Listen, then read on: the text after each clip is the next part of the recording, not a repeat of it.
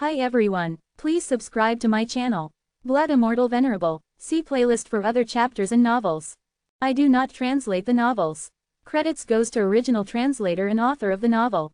I only make it as an audiobook so it would be easier to just listen while doing other things. Credits goes to the author of the novel. I convert stories to audiobook for mental health, for multitasking purpose, for accessibility and time saving. Listening to audiobook is also beneficial for people who have disability. It improves our listening skills and improve our English comprehension, vocabulary and other things. So, thank you for listening. Thank you and thank you very much for your support. Chapter 3001, Cyan Silk Cloth. After the giant eye released bloodlines that enveloped everyone who was present, it released a message through its consciousness. Why don't you take action? The mother of the chaotic source spirits roared angrily after receiving the message. Meanwhile, the other huge chaotic source spirits that had been staying on the main peak leapt up and flew towards all the warriors. Although many races had temporarily allied themselves with other races, no one wanted to sacrifice themselves. That was why they all retreated to the edge of the bloodlines. The only thing was that the area that the bloodlines covered had the radius of only 100,000 feet. With the chaotic source spirits moving at such a high speed, they could surely arrive in just a blink of an eye. At that point, Hamza shouted, "The members of the separate abyss race. Listen to me." He knew that things wouldn't end well for them if they retreated constantly. Right now, what they could do was to fight those powerful chaotic source spirits to the end. Under Hamza's command, all the members of the separate abyss race took out their other shore tokens and pulled out their weapons. The chaotic source spirits were flying fast, and they would come any minute now. Buzz. Two separate abyss men pulled out their huge hammers. One of them jumped up while the other lay prone on the ground. Two strange cones floated above their heads. The cones were a pair that were used together. Once the two separate abyss men carried the cones simultaneously and cooperated with each other, the cones increased the other shore power they released by multiple times. Swoosh, swoosh, both sides were formidable opponents. The blood-red chaotic source spirit in front of them had a very large size, while the two members of the separate abyss race were also tall and strong. The two big hammers launched an attack together and unleashed an unimaginable amount of power. Just as the two men from the separate abyss race were about to hit the chaotic source spirit, a red light from somewhere not too far away shot towards them and hit their heads. Buzz. At that moment, the two men began to feel afraid. Their faces paled and their hearts pounded erratically in their chests. Quack. As the two of them were trapped by the power of fear, the chaotic source spirit opened its bloody mouth wide. Crack, crack. It all happened so fast that there was only a mere snapping sound, and the heads of the two men were gone. No, Hamza screamed. He quickly ran towards them to help his companions, but it was obviously too late for him to do that now. In a fit of rage, he activated his power. His skin turned red, as if numerous parasites had bitten him. Then, he poured his majestic power into the body of the chaotic source spirit. Bang! The chaotic source spirit took Hamza's heavy blow. It was immediately smashed into the ground and left a crater with a diameter of over 300 feet in its wake. The mother of the chaotic source spirits had cultivated all those chaotic source spirits. Generally speaking, they were formed after the chaotic source spirits devoured each other. Naturally, the chaotic source spirits that were eaten supported the bodies of their hosts. It was the reason that the chaotic source spirit was unharmed despite Hamza's fatal attack. Such a thing didn't just happen to Hamza. The members of the Sun Crow race, the Bearing race, and the Celestial Wolf race also encountered the same situation. Since numerous members from many races were gathered together, they could possibly resist one or two chaotic source spirits. Yet every time they fought, there would always be a few rays of red light that would flash at them. It was safe to say that to be affected by such a strong power of fear in times of crisis proved to be fatal. Many members from various bigger races had lost their lives in an instant. Even though it was hard to guard oneself against the power of fear, there was still a way to deal with it. Ding, ding, ding. Milo, who was wrapped in a quar raincoat and carried an invisible long sword in his hand, flew around a chaotic source spirit. He looked like a graceful butterfly. His long sword turned into the dense sword rain and poured onto the chaotic source spirit's body. In order to kill the chaotic source spirit, one had to let it bear excessive power and exhaust it until it was extremely fatigued. So, Milo did that just to consume the chaotic source spirit's strength. Watch out, Milo, one of the disciples of the Oneness Sky Palace shouted. At that exact same moment, a ray of red light was shot towards Milo. The chaotic source spirit that Milo had been attacking bared its fangs when it saw the red light. It intended to swallow Milo as soon as his mind wasn't functioning well. As the red light was about to hit Milo, his eyes got glassy and dull, and he lost his consciousness completely. In this state, the power of fear clearly couldn't affect him at all. Losing one's consciousness was equivalent to surrendering their life to their opponent. When Milo's consciousness disappeared, however, he became more agile. He easily avoided all of the chaotic source spirit's attacks, and at the same time, he launched an even fiercer assault against the chaotic source spirit again. Like Milo, Hyam was able to avoid the power of fear as well. It had been a long time since he had last used the living puppet chains. Now, it was time to let the living puppet chains pierce his body once more. Naturally, Hyam became just like a puppet. It meant that even though he was hit by the power of fear, it wouldn't cause that much damage to him. The power of fear that the huge eye released was limited. Without the arrangements that were made in the main peak, its ability would be far weaker. Some members of other races had come up with the effective methods after they suffered losses. More than 10 warriors had died in the beginning, but after they employed such methods, no one was killed since then. All the races did their best to fight with the blood-red chaotic source spirits. Cluck. Eventually, the mother of the chaotic source spirits began to get restless. She had painstakingly cultivated the chaotic source spirits for a long time. They might be able to hold on for a bit more for now, but they would be defeated sooner or later. Bang! Suddenly, the mother stepped on the main peak, and then her tall and looming figure jumped upwards. Her huge body flew in the air like a large mountain, and then shot towards the members of the Oneness Sky Palace. Hyam, Milo, dodge, Dorothy warned, her face drained of color at the surprise attack. The members from different races were trapped in a radius of 100,000 feet, and the mother of chaotic source spirits was about 10,000 feet tall. Due to her massive size, she only leapt for a short distance to cover a large area. Despite Milo and Hyam not being under control, they still fought and maintained their presence of mind.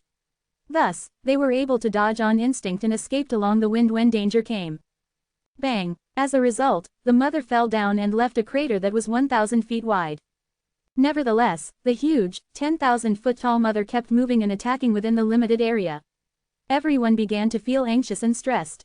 The warriors who were in fierce battles with the other chaotic source spirits ran away when the attacks were near. Still, the power of fear descended from time to time and trapped 2 or 3 men. Those unlucky warriors were either eaten or crushed by the mother. Some members of the Oneness Sky Palace, the Snake Goddess race, the Ear Mouse race, the Bearing race, and even the Sun Crow race got attacked as well. Within less than 30 seconds, about 30 warriors had died. On the other hand, the giant eye was still floating in the sky. It kept on accumulating the red light and releasing it from its pupil. If the huge eye continued its strikes at such a speed, then it and the mother would be able to kill everyone without much effort. Of course, they would not kill those most important people. Just then, the giant eye suddenly sensed 2 puffs of aura that came from behind it. With a slight roll, its pupil had moved to the back and was greeted with the sight of Zen and Yan. "How dare you attack me?" the giant eye shrieked. It began to release its power of fear, but then a cyan silk cloth appeared in Yan's hand. The silk cloth looked very exquisite, and had strange patterns on its surface. As soon as the huge eye released the red light, Yan lightly shook the silk cloth. The cloth deftly wiped away the power of fear that was shot towards them. The members of the Pear Hill were already aware of the dreaded eye demon's existence before, so they naturally gave the countermeasure to Yan. It was just that it was not appropriate for her to show this item before, so she only brought it out now. Chapter 3002, The Braveness Reign. The giant eye's pupil shrank in horror upon seeing the cyan light from the silk cloth. Buzz! The blood-red force of fear formed a helix, shooting towards Zen and Yan. Such force of fear was enough to push ordinary souls of light into endless fear until they died in the throes of madness. Yan, however, showed no fear. She gently waved the cyan silk cloth, which promptly extended up to 10 feet in the wind. As the silk cloth unfurled, it began to spin in front of Yan, forming circles of cyan light. Splash! The force of fear came into contact with the cyan light.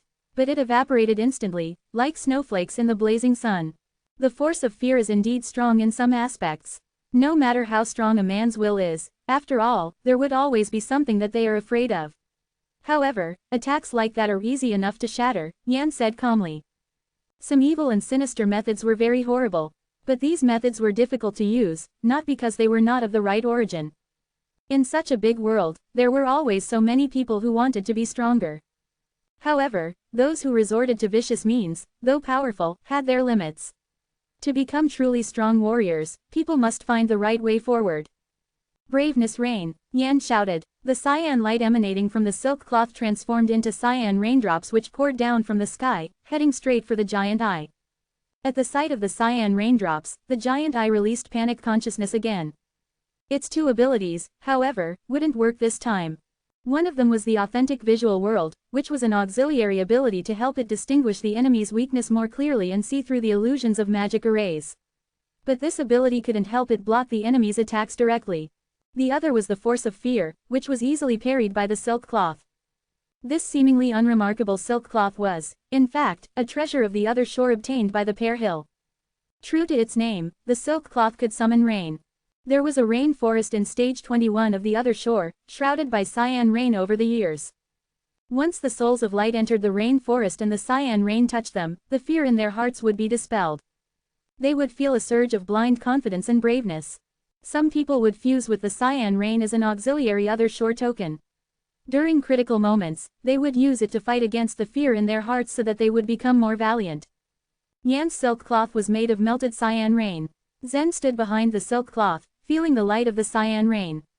An irresistible impulse arose in his heart, imbuing him with renewed confidence. But this confidence is too unrealistic, Zen thought. He circulated the mind method of the flow swordsmanship to suppress the effects of the cyan rain.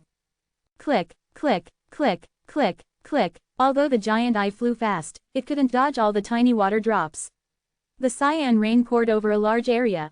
Some of the raindrops made contact with the giant eye. Immediately, a sizzling sound could be heard. The rain could melt the dreaded eye demon. The giant eye quickly fled in pain. Zen, let's go after it. Yan touched the center of the silk cloth with her finger and rushed forward swiftly. Zen also flew up, following suit. When the main peak was broken, Zen had been at a loss. He had one eye of wool, so he knew how powerful the thing was. But the giant eye at the top of the main peak was more powerful than the eye of wool he had. If they found no way to expel the force of fear, the giant eye would be an invincible existence for them. But Yan quietly passed on a message to him, telling him that the Pear Hill had a plan. Zen felt a warm sense of pride seeing her like this. She was now completely independent. But because the chaotic source spirits were on the attack, Zen was still worried about her safety and chose to protect her. Click, click, click. As the silk cloth rolled in the wind, cyan raindrops sprinkled everywhere. Some fell accidentally on several ear mice. In an instant, their cowardly nature dissipated and they began charging at the chaotic source spirits.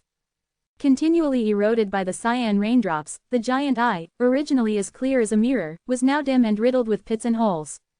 Whoosh! The giant eye fled to the other side of the main peak in a bid to avoid the raindrops. Yan stepped lightly on the surface of the main peak. Then she flew down the side like a storm, countless raindrops at her flanks. But just as she flipped over, a voice suddenly called out. What an interesting thing, I'll take it, swish. A black figure lunged at Yan at a very fast speed. Yan didn't expect there was a man hiding at the side of the main peak. Her face darkened as she drew the silk cloth closer to her. Shield, she spat out. An invisible light curtain covered her in a flash.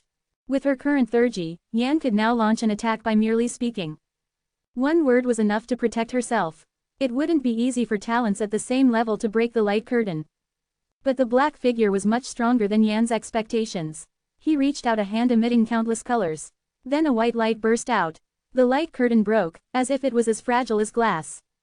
Yan then recognized the man. It was none other than the evil god. The evil god looked at her with a wicked smile. The force of fear was the biggest obstacle in his way. If the giant eye restrained him, he would find no way to resist. But he could fix that problem with this silk cloth. He was determined to rob it from Yan on the spot. As soon as the evil god tried to grab the silk cloth, a sword shot out from behind Yan's body. A sharp sword radiance extended and stabbed into the evil god's palm. The smirk was wiped off the evil god's face as the sword light went through his hand. His face darkened. A ray of colorful light gathered on his palm. It was the Way's blending energy. The diamond-shaped Way's blending energy had been piled up to more than 120 layers by the evil god. It was extremely powerful and could overpower the other shore tokens from stage 13. The Way's blending energy, condensed to the extreme, burst instantly when it made contact with the sword radiance. The overwhelming power spread in all directions like a scorching sun, attracting the eyes of many people and even the chaotic source spirits. Other people would probably be immediately swallowed up by such power. But Zen was also very familiar with the way's blending energy. The sword attack he had launched was to force the evil god to retreat. The instant the way's blending energy burst out, Zen had grabbed one of Yan's hands. Yan, still clutching the silk cloth, was pulled backward to a safer distance. This would be the first time Zen fought with the evil god since he released the latter out of his inner world. Chapter 3003, The Second Flaw. The bright scorching sun shone high up in the sky. All of a sudden, it disappeared. The light that was shining upon Zen a moment ago vanished in an instant. With that, a strange expression flickered in his eyes. The evil god raised his hand gently.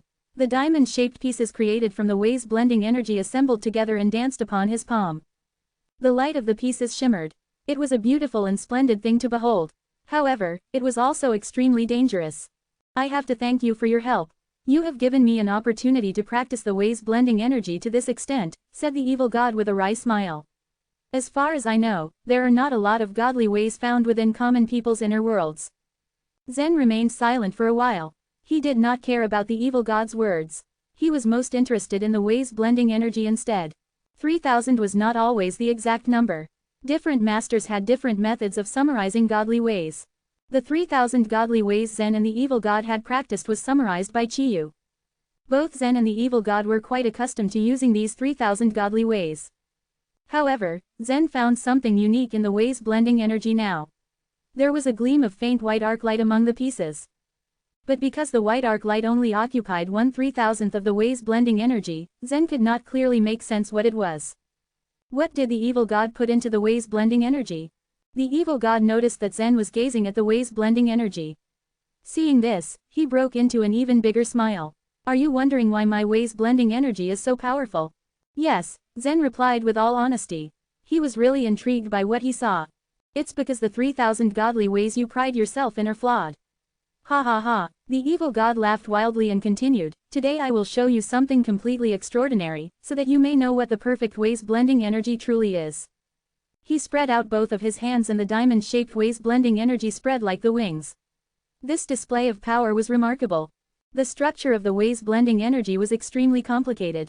Its current state was very unpredictable and unstable, but it seemed rather mutable. Moreover, the power contained within it was awfully terrifying.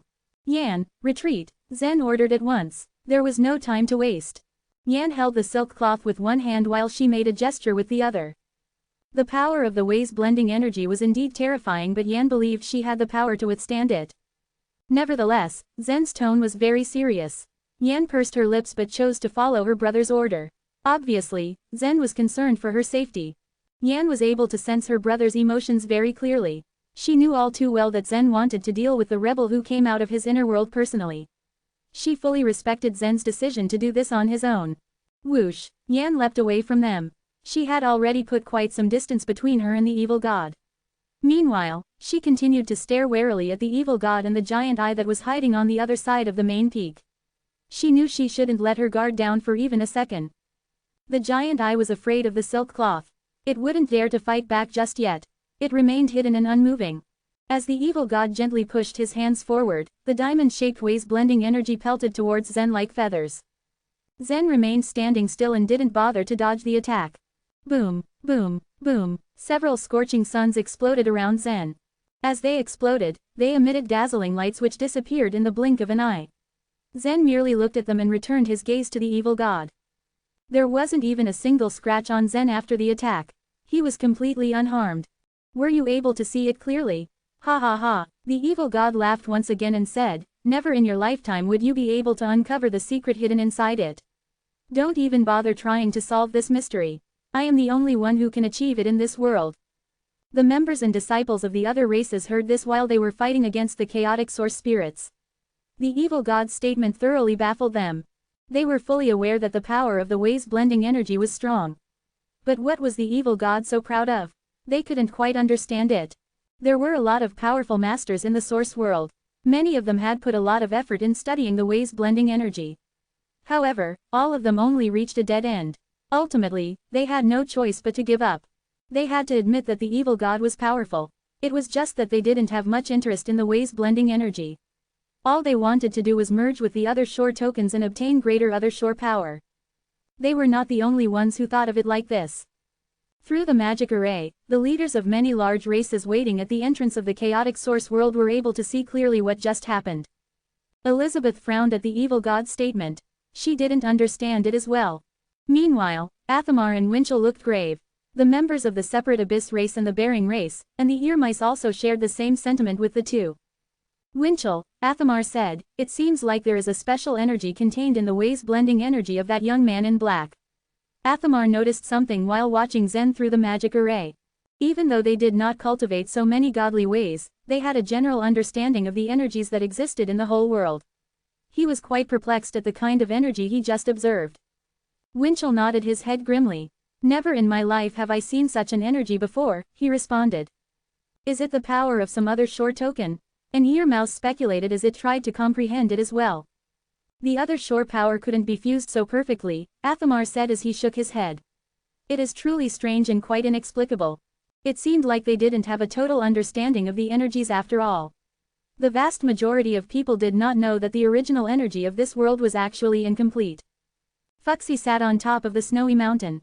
As he moved his gaze back from the edge of the icy snow province to the core area of the chaotic source world, he also witnessed the scorching suns. His eyes narrowed slightly when he noticed the white arc light within the energy. Like most of them, he was puzzled too. How is that even possible? Fuxi had successfully merged 3,000 godly ways. He also had a better understanding of the Way's blending energy than all the leaders gathered at the entrance of the chaotic source world. Why is there an extra energy? Where does it come from? If I am not mistaken, this didn't exist between heaven and earth in the past, Fuxi wondered out loud. After a while, something dawned upon him. I see, no wonder the Way's blending energy cannot be perfected. Without this energy, they could not be fully merged. Any efforts will be in vain. Now the only question is, where did this guy get this energy? Fuxi was absolutely stumped. Many years ago, people thought that the Way's blending energy was the original energy. Once the energy of 3,000 godly ways was fully merged, even the truth level Thurgies wouldn't be able to match it. Lots of Supreme Masters took severe painstaking efforts for countless years to perfect this. Yet, they still failed to merge the energy of 3,000 godly ways. Finally, Fuxi, Eastern Emperor Tai, and the others concluded that the Way's blending energy was impossible to complete. The evil god's gaze was fixed on Zen. He kept watching him as he launched his attack. He wanted to see the look of astonishment and disbelief on Zen's face. However, he was completely disappointed. Zen's expression remained impassive. After a while, Zen finally opened his mouth to speak. If I were you, I would not make this energy public, he said in a calm manner. Do you think I'm as cowardly as you are? Don't make me laugh, the evil god mocked Zen. After all, you are not able to complete the Way's blending energy either, Zen continued as he shook his head. But because you have exposed this energy now, people will only covet it. Haha, I can't complete the Way's blending energy. The evil god's face broke into a proud smile. I have already merged 2,999 godly ways, including this one. I only need the thunderstorm godly way now. I am one step away from completion. As the evil god spoke, he stared arrogantly at Zen. However, there wasn't any sign of admiration or surprise on Zen's face. Zen retained his calm demeanor. He replied, clearly, you have done a great job. Nevertheless, you will never be able to take that final step because the Way's blending energy has more than one flaw. Chapter 3004, The Flaws of the Chaos. It was true that the evil god had merged more godly ways than Zen ever had. He only needed one more godly way to completely finish the cause. It was unbelievable for him to achieve this with his current cultivation base. If this happened before, Zen probably would have waited before doing anything, just to see what the godly way's great unity could produce. However, with the help of the regal jade spirit, Zen had already grasped that the chaos was imperfect. Among the 3 flaws, Zen obtained one through the regal jade civilization. He was able to claim the blood essence godly way, but the remaining 2 were still a mystery to him. After his son, Jeffrey, deciphered and interpreted the Sanskrit word formed by blood vitality, he gathered some clues for his search. The regal jade spirit had guessed that one of the flaws stood close to the element spirit race, otherwise known as the second civilization. But the exact existence was still unknown. Little did he know that the evil god had already gotten a flaw. He also didn't know if the power within the arc light was a gift from the black ship to the evil god or he obtained it from the other shore. The evil god was a proud, arrogant being, who was very keen on showing the unique energy he had obtained. For him, Godly Way's great unity was just round the corner. The only thing that bothered him was that his energy had a way of clashing with the thunderstorm Godly Way. He attempted over 1,000,000 times, with no success whatsoever. He removed the thunderstorm Godly Way and placed the arc light together with the other Godly Ways. In this way, the 3,000 Godly Ways stabilized to his advantage. The reverse of this also worked wonders. However, the moment the two forces were added to the Godly Ways at the same time, the Ways' blending energy would collapse. The arc light proved to be a form of thunder, one that was violent and difficult to control.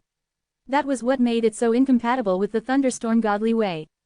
All things considered, the evil god had tried all methods only to meet failure. He even attempted to use the other shore power in order to suppress and force the two thunder energies to merge. However, like all of his trials, this failed as well. What Zen said stunned the evil god. "What did you say? There is more than one flaw." The evil god gave Zen a look of disbelief. Those who remained in the chaotic source world didn't dare to say a word after Zen spoke.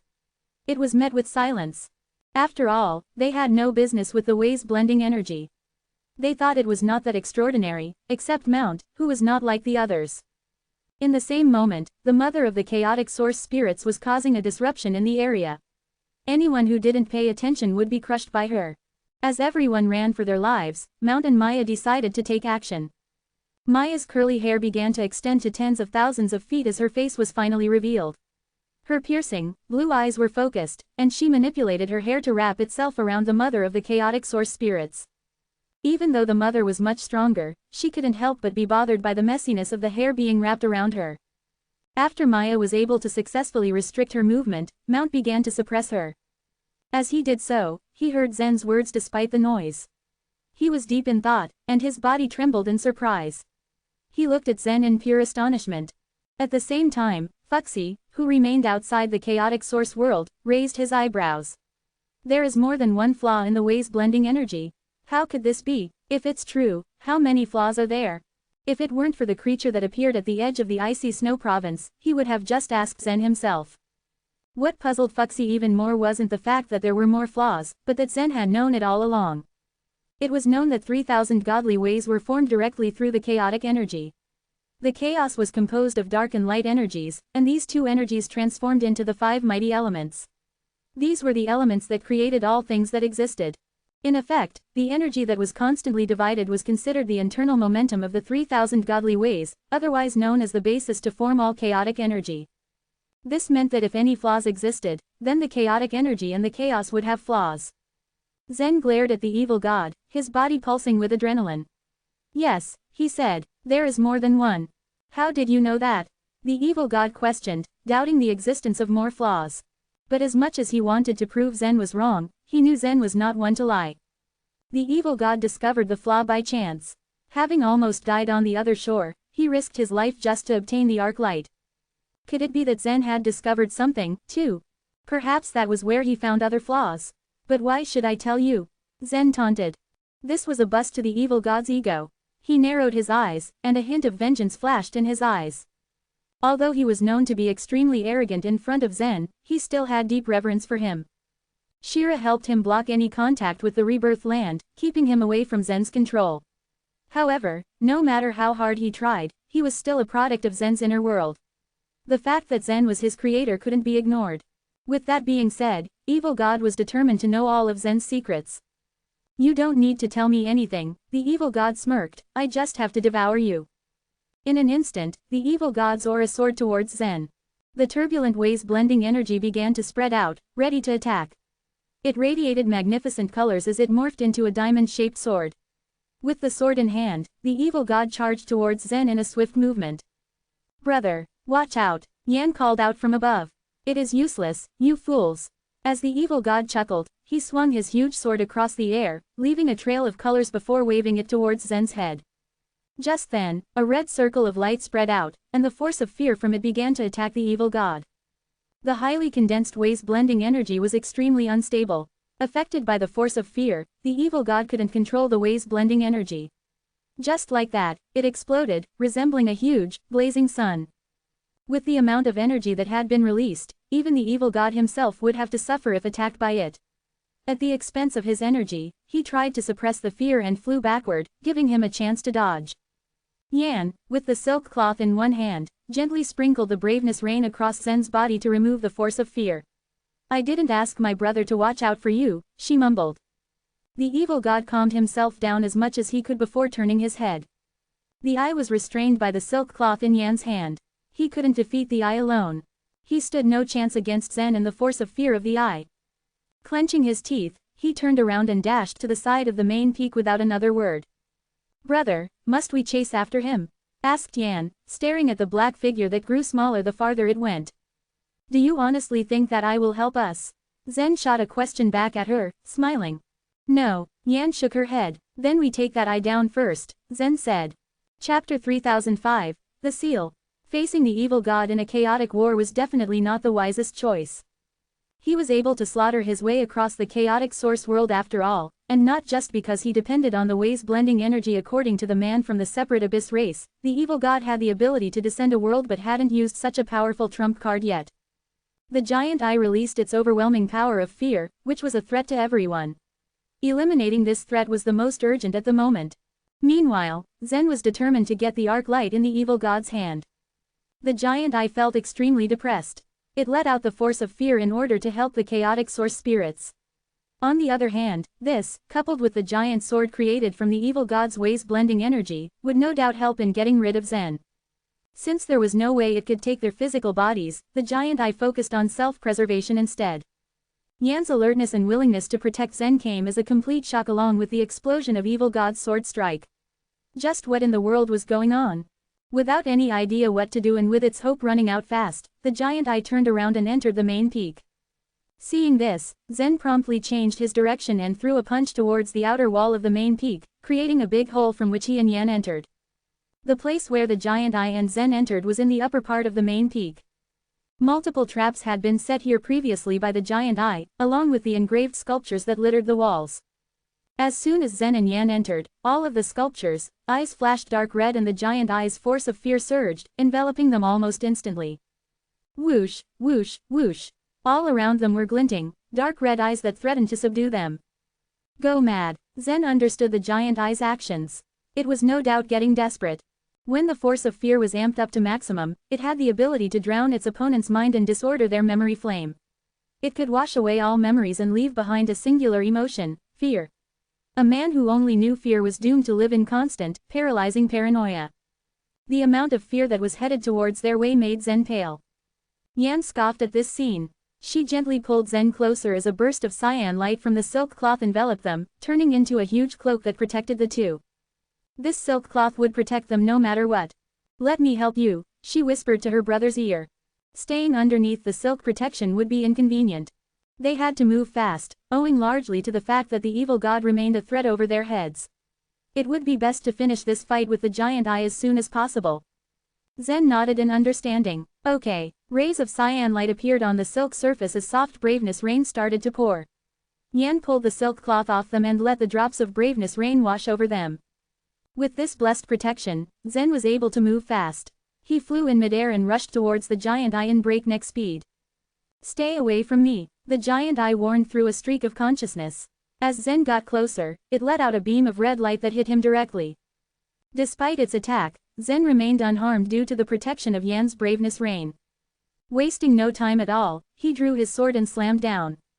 Bang! There was a reverberating sound as his sword hit the giant eye smack at the pupil. Eyes were the most vulnerable part of any creature, and the dreaded eye demons were no exception. The only reason they could rule the chaos for a period of time in the past was that no creature dared to look at these dreaded eye demons, or they would risk spending their lives in endless fear. Zen managed to pierce his sword right into the creature's pupil. As his sword split its pupil, it scattered, tainting the white of the eye and painting a rather horrible picture to look at.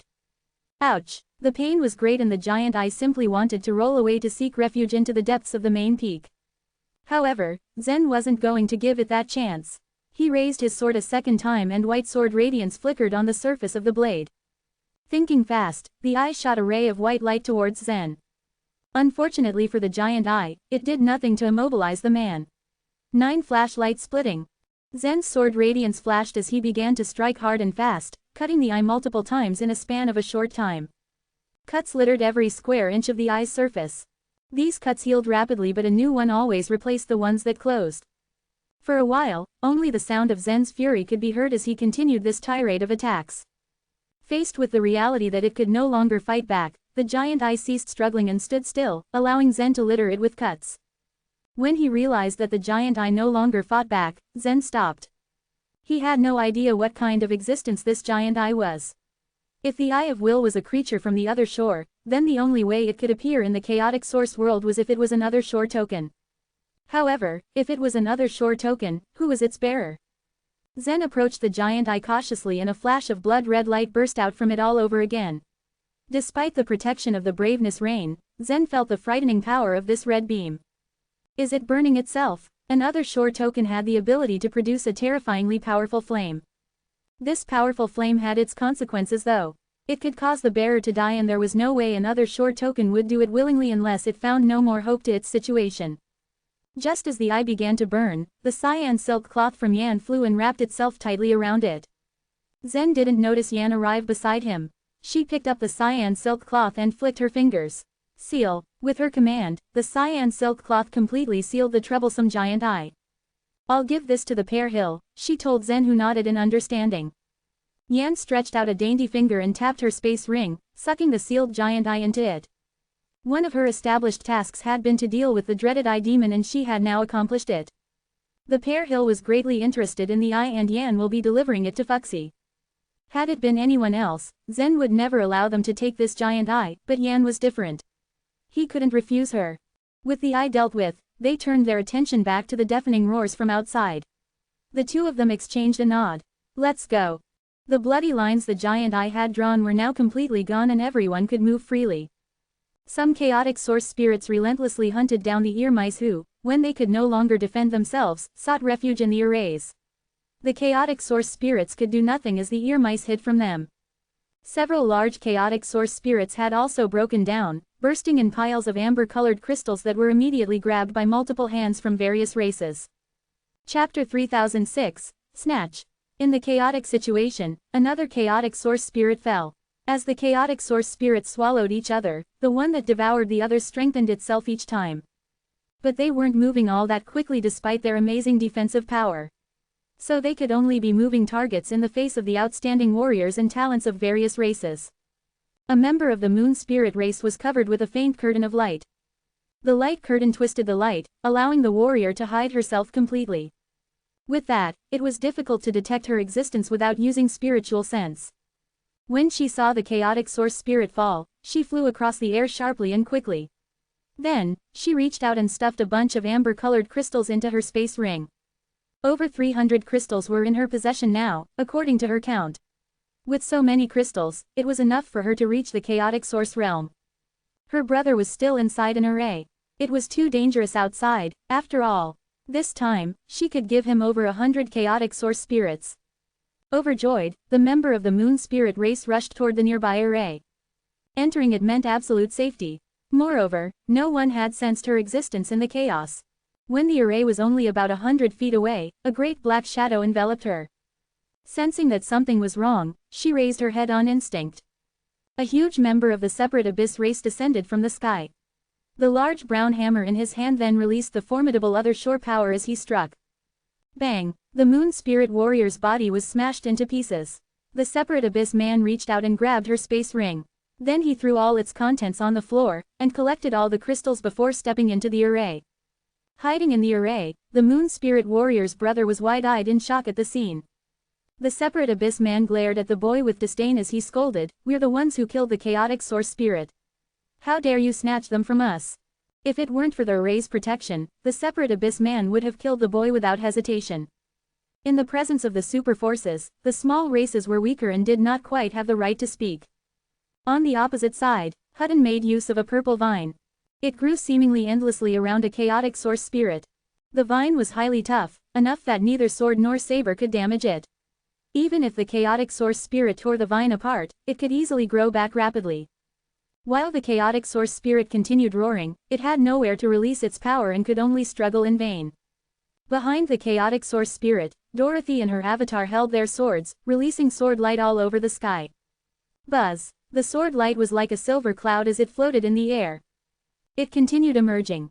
10,000 rays of sword light merged into 5,000, then 5,000 into 2,000, 2,000 into 1,000, 1,000 into 500, and so on. In the end, all the rays of sword light turned into a single, highly condensed sword light.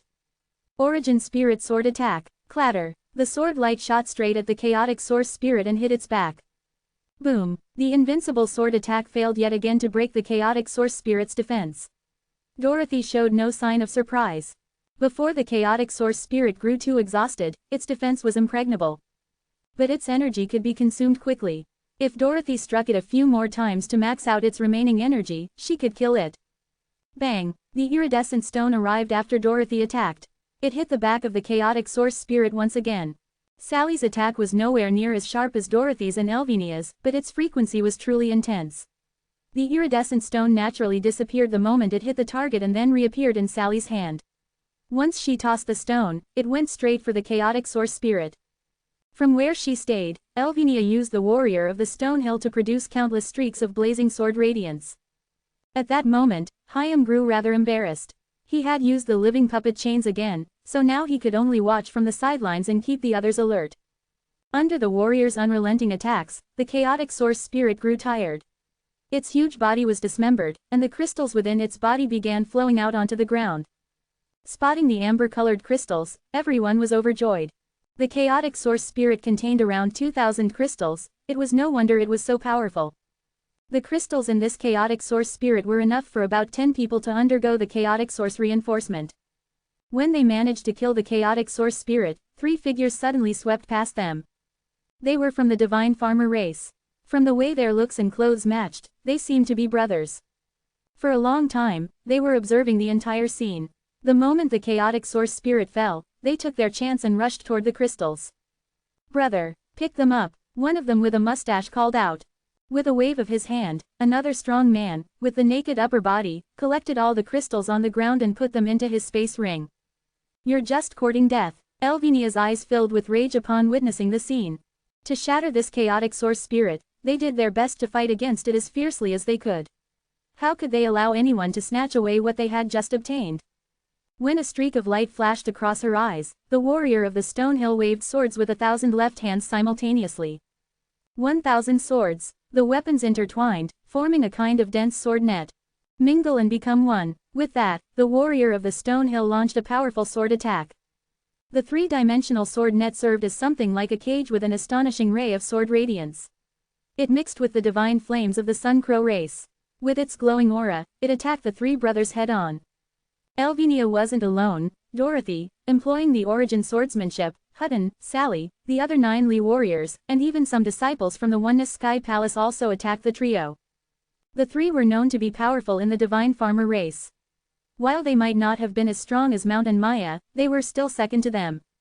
With the confidence they had in their skills, they were daring enough to snatch the chaotic source spirits right in front of the Oneness Sky Palace's people. Shadow Realm. The leader of the 3 brothers patted his head lightly, making a dark gem pop and rotate out of it. As the gem spun, their bodies turned somewhat vague. The Dark Realm Stone. Hyam raised his brows at the reveal. The stone was a mysterious type of other shore token.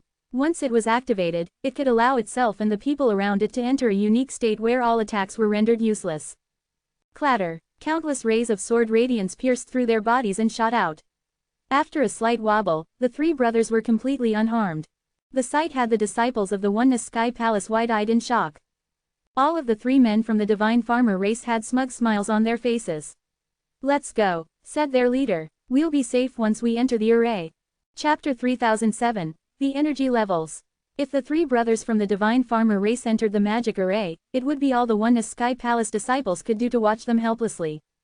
There, they could safely refine the chaotic source spirits and even give the extras to other people of their race. In the state of the Shadow Realm, the brothers moved very slowly. But no matter how much the Oneness Sky Palace people attacked them, they remained unaffected. It was only a matter of time before they entered the array. Dorothy, Elvinia, and the others used a number of methods to attack them, but to no avail. Everyone's faces fell. "It's no use." The tallest of the brothers burst into laughter as he boasted. Your energy levels are not nearly high enough to deflate the Shadow Realm, murmured Hayam, who remained relatively calm. What energy levels? Elvinia asked with a long face. For a moment, Hayam examined the brothers before continuing. All the forces in the chaos can be regarded as the flow of energy. But the energy itself can vary from high to low. Although Hayam wasn't an expert, he knew the different energy levels. Life vitality was the lowest level of energy. All warriors in the source world and creatures in the inner worlds could easily use it. When condensed to its extreme, life vitality became the godly way. Its internal momentum then turned into the second level of energy, flowing much faster than the first. The power of the other shore tokens belonged to the third level of energy, the most popular one among masters in the source world. But the other shore tokens had all sorts of strange abilities. Those of mysterious type, most especially, could reach higher energy levels. The Shadow Realm wasn't particularly difficult to deflate so long as one could touch or even just affect it. If anyone managed to do so, the realm would perish instantly. Some other shore tokens could boast about unique abilities, including deflating the Shadow Realm. Unfortunately, the Oneness Sky Palace disciples present carried no such power. All they could do was watch as the three brothers slowly drifted away. Now, not only the disciples but also the team leaders at the gate of the chaotic source world, including Athamar and Winchell, were angry. The chaotic source spirits they had just obtained were snatched away by the divine farmer race, after all. Of course, they were enraged. The leader of the divine farmer race gave Athamar a mocking smile. This time, 10 members of the divine farmer race could undergo the chaotic source reinforcement. How could they resist being so smug? Just as the three brothers moved 20 feet away, Zen and Yan came from the other side. They had just sealed the Eye of Will together. Seeing that the disciples of the Oneness Sky Palace seemed both murderous and helpless, Zen frowned in surprise. What happened? They took away our chaotic source spirits. Elvinia responded angrily. Really? Zen's eyes flashed. He gently flicked the long snow sword, making a beam of cold light shoot toward the three brothers. Whoosh! The sword radiance instantly pierced through the three men's bodies, leaving no damage at all. This brat really thought he could hurt us. How stupid. The disciples of the Oneness Sky Palace are mostly ignorant. Forgive them. The trio seemed even prouder than they were before. They didn't seem to be in a rush from the very beginning. Once they saw Zen, they turned around and moved toward him. It was clear that they were trying to provoke him. Zen, you can't deflate the Shadow Realm with normal methods, Hayam prompted. But it is said that the Shadow Realm itself is quite fragile. It can be disturbed fairly easily because the Dark Realm stone from the temple in stage 13 is of the lowest level. So what? You can't destroy the Dark Realm stone no matter what level it's at, one of the brothers snorted. Zen's brow raised as a red light flashed in his right eye. He forced fear to rush toward the trio. The force of fear, unbelievable. For a moment, Zen's power startled them. But it still didn't manage to disturb the Shadow Realm. It went right through the trio's bodies. Yan, standing next to Zen, frowned slightly. The crimson shadow of Snake Goddess began emitting from her body. Thin red antennas shot toward the three brothers, but to no avail. There's a huge gap in energy levels. It's too difficult to deflate the Shadow Realm like this, Hayam sighed in defeat. The energy levels. Zen's gaze froze. It wasn't the first time he had heard of energy levels. In order to break Nicholas's furnace of dark and light back in the Divine Land, he had used the Truth Crystal. It could break the furnace because its energy level was higher than that of the latter. Just give it up, Zen. Let's look for other chaotic source spirits instead, Dorothy suggested. The members of several races like the Sun Crow race and the Divine Farmer race were still fighting against the largest chaotic source spirit. It was troublesome killing off any chaotic source spirit, but it was better to go after another one than to waste time there. Even Elvinia had looked to the other side to look for a new target. The three brothers of the Divine Farmer race were smug at this point. When they walked over before Zen's eyes, the latter gently reached out his hand and conjured a small green cubic crystal onto his palm. It drew the attention of the trio. When Zen was at the True God realm, the crystal was used as a powerful tool to resist enemy attacks. But Zen didn't have enough blood of the Chaos Ancient God, so he couldn't produce any more truth crystals. As a result, the pure power of the falling star palm wasn't quite enough. The trio had no idea about this truth crystal, but they didn't perceive any special kind of power from it. It didn't faze them in the least. As Zen lowered his hand, a green vortex appeared above their heads. It continued swirling until a ray of green starlight fell over them. Seeing the power of the falling star palm, Zen smiled bitterly within. Indeed, it was too weak with the use of only one truth crystal. When the others saw the starlight, they didn't take it seriously either.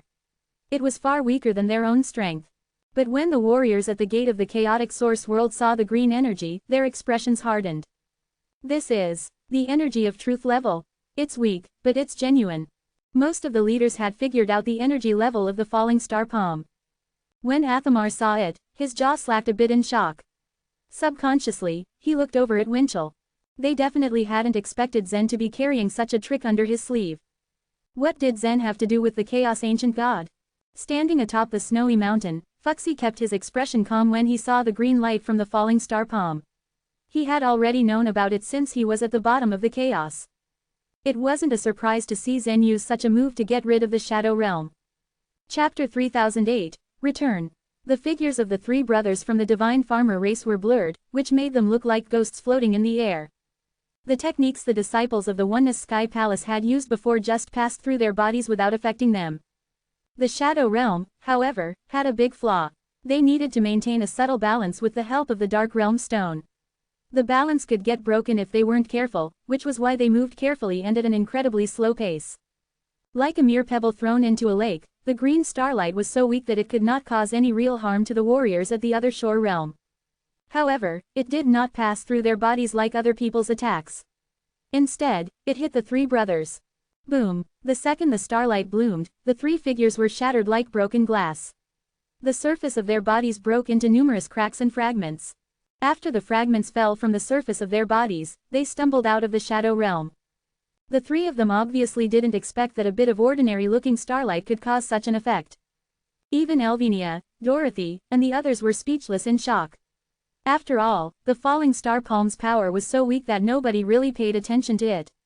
It was unbelievable that it could deflate the Shadow Realm so easily. It is about the energy level, whispered Hyam. Truthfully, he was more confused than anyone else. He didn't feel any other shore power when Zen had released the starlight, but he saw Zen summon a green cubic crystal. That crystal was not the internal momentum of the godly way, nor was it visualized with life vitality. The only possible answer was that it was Zen's blood power. Yet, the blood power could only reach level 3. Some weak blood power was at the same energy level as the internal momentum of the godly way. Zen's was different, so what kind of blood did he have? That was only Hyam's guess by instinct, but it was very close to the truth. But if his memory served him right, it was impossible for many super forces to have such a high level of blood power. The three brothers were also dumbfounded. They weren't weak at all, but how could the three of them defend against so many disciples of the Oneness Sky Palace?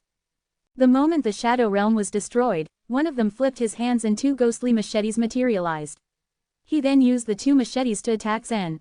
He was not afraid of anyone at this distance.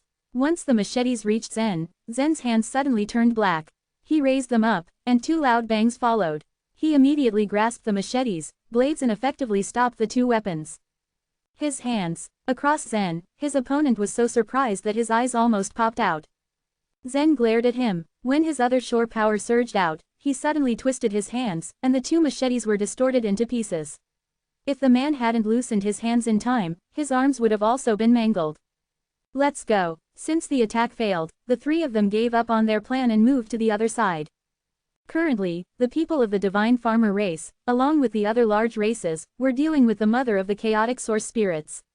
Still, they kept in mind that as long as they were with their clansmen, the disciples of the Oneness Sky Palace wouldn't dare to offend them.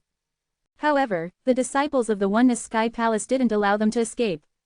Elvinia, Dorothy, and Milo launched an attack almost at the same time. The messy sword radiance formed a wall and covered the three brothers. The three brothers' faces paled in fear when they saw the sharp and powerful sword radiance.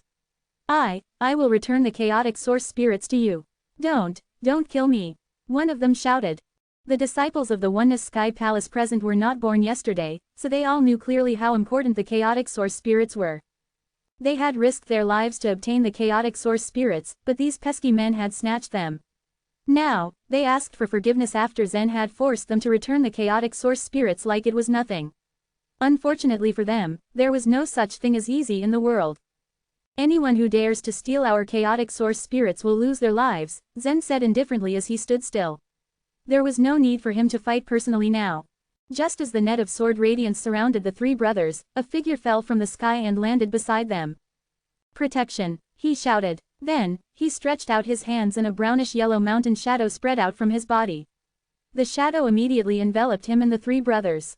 Clank, clank, clank, there was a series of crisp, metallic clanks as the sword radiance hit the mountain shadow.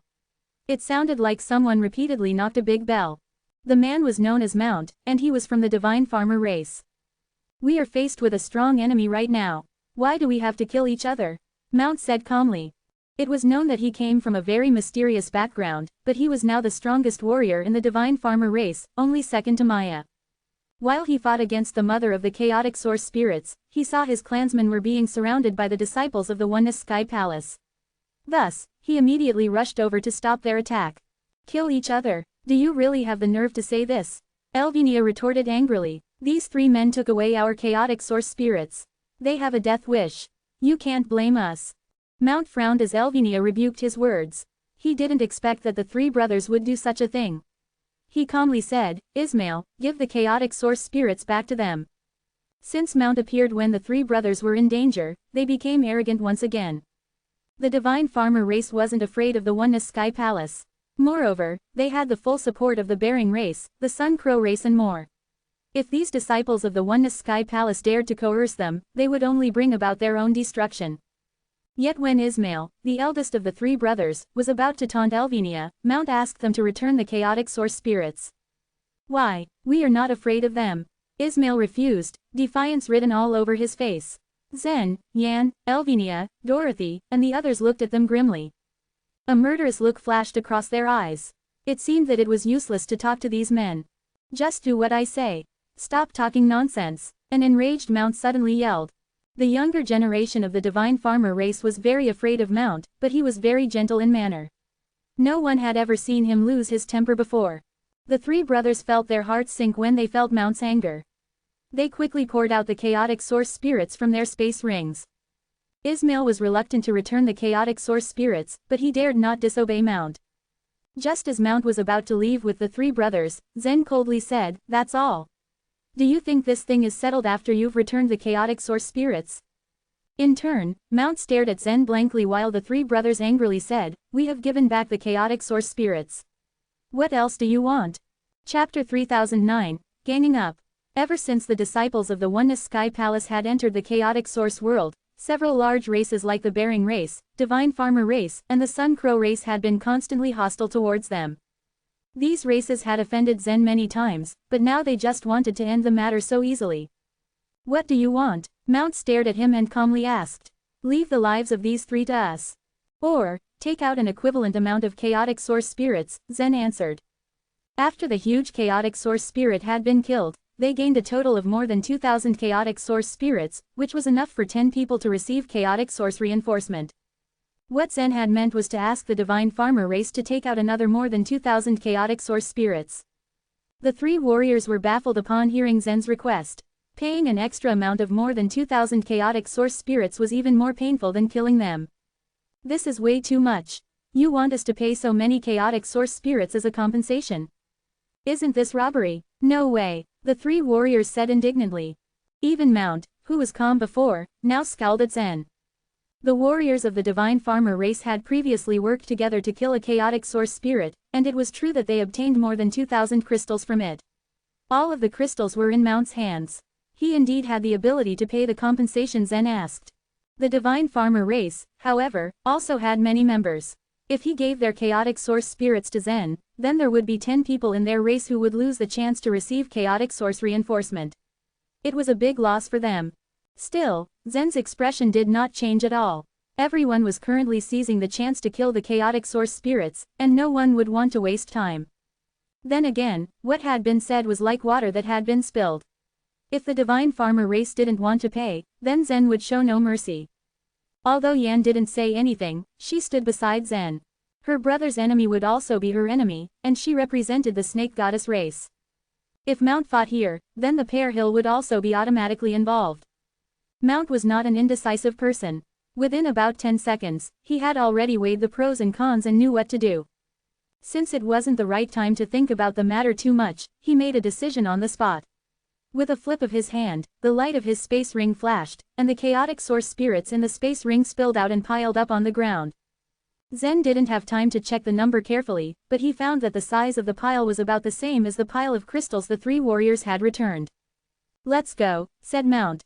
The three warriors were devastated when they saw the pile of chaotic source spirits on the ground, but they could do nothing about it. They could only send death glares across Zen before they finally left. "This man is a decisive person," Hyam said in a low voice as he watched Mount's receding figure. Although Hyam was a disciple of the Oneness Sky Palace, he clearly knew that they were at a disadvantage when faced against the members of the Bearing race, the Divine Farmer race, and the Sun Crow race. He had a hunch that if Mount didn't pay the compensation, he would be in great trouble. Zen stepped forward and gently stretched out his hand. An invisible force stuck to all the chaotic source spirits. With a light flick of his finger, all the crystals went into his space ring. "I will distribute these chaotic source spirits later," he said. He had intended to let Sally, Hutton and the other 9 Li members enter the arrays first. After all, they were the only outstanding descendants of the 9 Li race left. However, when he thought of the other disciples from the Oneness Sky Palace who might have complaints, he decided to distribute the chaotic source spirits later. Suddenly, they heard an ear-piercing scream that came from not far away. Apparently, a chaotic source spirit jumped up and caged 2 members of the Celestial Wolf race under its feet. Eventually, it pushed itself down and crushed the 2 warriors into a meaty paste. In the past, the chaotic source world had always been friendly to some small races. Even if they only wandered around the periphery of the chaotic source world, they could dig up a few chaotic source spirits and receive the chaotic source reinforcement. But this time, all the chaotic source spirits gathered at the main peak, and the cruel side of the game was revealed to everyone. A chaotic source spirit of that size was prey to a super force like the Oneness Sky Palace. Small races, however, weren't strong enough to kill it. If they were not careful enough, they would quickly die. "Let's go and kill it," Elvinia exclaimed. She took the initiative and immediately flew over to the chaotic source spirit. The disciples of the Oneness Sky Palace were thrilled when they saw the chaotic source spirit. The way they saw it, it was like about 3,000 chaotic source spirits were waving at them. Zen's and Yan's figures flashed swiftly across the field as they too charged towards the chaotic source spirit. Chaotic source spirits were tough and had powerful strength, but their speed was their biggest setback, and so, they couldn't resist attacks that came from various kinds of abilities. If only they were inside the main peak, with the huge eye's help, then no one could probably defeat them. But now that the joint forces of all the warriors had destroyed the main peak and sealed off the giant eye, the chaotic source spirits were far less frightening than they were before. The chaotic source spirit roared and struggled continuously, but it couldn't hurt any Oneness Sky Palace disciple. It was like a powerful beast that was trapped and cornered to an invisible space by everyone, and the power of many crystals in its body was weakened little by little. In a span of a minute, the chaotic source spirit let out an ear-splitting roar, then its 4 limbs flailed in the air before it fell to the ground with a loud thud. Elvinia and Dorothy went forward first. They released 2 rays of sword radiance that sliced the chaotic source spirit's abdomen, then all the crystals in its body flowed out. Many of the large races had ganged up on those chaotic source spirits that were about 30 feet tall. Therefore, each race had harvested and accumulated a great amount of crystals. Despite that, the amount of the chaotic source spirits was still limited after all. Once they couldn't find another one to kill, they all turned to look at the mother of the chaotic source spirits. The mother of the chaotic source spirits was over 10,000 feet tall. She was just like a mountain. It was not hard to imagine the number of crystals that were hidden inside her body. It wasn't long before hundreds of warriors from the separate Abyss race, Sun Crow race, Divine Farmer race, Snake Goddess race, and so on were all fighting with this mother. The Sun Crows turned into golden flames and circled around the mother of the chaotic source spirits. From time to time, golden sparks flashed on the mother's body. Yet even though so many warriors surrounded and attacked the mother of the chaotic source spirits, she didn't show any signs of fatigue. In fact, she was still ferocious as ever. After all, she had rested for many years and thus, her strength had grown into a terrifying level. "All of you, go to perdition." Her eyes were full of hatred. How she wished she could swallow all these creatures. Although these creatures were weak and very small in size, they were cunning as mosquitoes as they flew around. The mother chased after them relentlessly, but the warriors flexibly dodged all of her attacks. After Zen had led the Oneness Sky Palace disciples to kill 2 chaotic source spirits in a row, he shifted his attention to the mother of the chaotic source spirits. Of course, they were determined to get a share of the crystals inside the body of the mother of the chaotic source spirits. Just then, the dark smog in the sky loomed over them once more. The hurricane is coming again, Zen muttered, and his gaze froze. Everyone else were also filled with dread when they saw the surging black smog. No one knew where they would be blown to when the hurricane came. Meanwhile, the mother of the chaotic source spirits was not afraid of the hurricane. As for the warriors, they would definitely die if they hid underground. Someone still kept a level head and shouted, "Hide in the arrays." Like a trail of disturbed ants, everyone scattered and scurried towards the arrays. Chapter 3010, No Way Out. The moment they stepped into the arrays, as if triggering a sensor, the runes carved in the ground glowed with golden light. As a result, a protective oval-shaped light barrier enveloped everyone to safeguard them. The disciples from the various races had the right to walk in and out of the light barrier. However, everything in the chaotic source world that remained outside would be blocked from entering it. That included hurricanes and the chaotic source spirits. Phew, when most people made their way safely inside the arrays, the hurricane in the chaotic source world rose once more with destructive intentions. Unfortunately, some people had failed to seek refuge in the arrays in time to avoid the approaching calamity. As a result, they were carried away by the hurricane for tens of thousands of miles without pause. Still, in an infuriated state, the mother of the chaotic source spirits broke her way through the hurricane and advanced forward. The plan of the giant eye was so ridiculous that it had cost the lives of almost all of her kind. It failed so horribly that she was the sole survivor among the members of her race. The only thing on her mind now was to exact revenge by killing as many people as she saw fit. But those people were like troublesome mice. As soon as the hurricane raged their way, they fled into the arrays to protect them against it. The chaotic source spirits had little to no knowledge about the arrays. Over the years, they had made numerous attempts to destroy them, but they were all for naught as the arrays were carved in the void. Once the arrays were triggered to activate, the following light barrier that formed was able to withstand heavy amounts of force. The mother of the chaotic source spirits had also tried to tear down the light barrier, but it was unsuccessful every time. However, the scenario had changed later. Over the past 10 years, the mother had fused with many other chaotic source spirits, and her strength had far surpassed her previous limitations. With wide strides and the intentions to kill, she made her way towards the nearest array. The mother of chaotic source spirits is coming. She's headed our way. Don't panic. These arrays are the work of powerful masters in the source world. They are practically indestructible. The people stationed inside the array under threat were the members of the river spirit race. They inhabited the area by the riverside. Similar to the snake goddess race, their body was a hybrid of a human and a snake. However, they had scales for feet and tentacles on their faces, their bodies overflowed with energy. The river spirit race had high hopes attached to the array. They believed in it to be able to withstand heavy amounts of damage without a hitch. When the mother of the chaotic source spirits reached the array that was closest to her, she stationed herself directly behind it. With anger fuming from every breath she took, she raised her strong foot and stomped hard on the array with malicious intents. Watching this unfold, the members of the river spirit race couldn't help but feel threatened by the massive strength fluctuating from it. They all gathered in one place, feeling frightened. Bang! Even the rustling sound produced by the hurricane was insufficient to deafen out the loud noise of her foot trampling down on the array. The light barrier visibly trembled and recovered in an instant. Nothing happened. What a relief. She can't break the array after all. I told you so. The once tensed members of the river spirit race rejoiced as they regained their lost vitality. Watching them ease up, the members of other races and other arrays relaxed their shoulders as if an overpowered burden was lifted off them. Their hearts that had leapt to their throats at the first sign of trouble sunk back down to their chests as they heaved a sigh of relief. If the mother of the chaotic source spirits were to be successful in her attempts to break the array, things would get complicated. It's all right now. Let's use this opportunity to distribute the chaotic source spirits among ourselves. After they had taken the lives of many chaotic source spirits, every race had obtained a lot of crystals. These crystals were sufficient for many people to undergo the chaotic source reinforcement. Now with the hurricane raging outside, they had nothing to do while they waited inside the arrays. This was the perfect time to distribute the crystals. Watching the others, the members of the Oneness Sky Palace turned towards Zen, Elvinia, and Dorothy with questioning eyes. All the chaotic source spirits gathered by them were given to the three for safekeeping. We should also distribute the chaotic source spirits right now, Elvinia said, withdrawing her gaze from afar. Okay, Zen said as he gave a slight nod. Just as he was about to take the chaotic source spirits out of his space ring, he saw the mother of the chaotic source spirits raise her huge foot and stomp hard on the light barrier of the array again.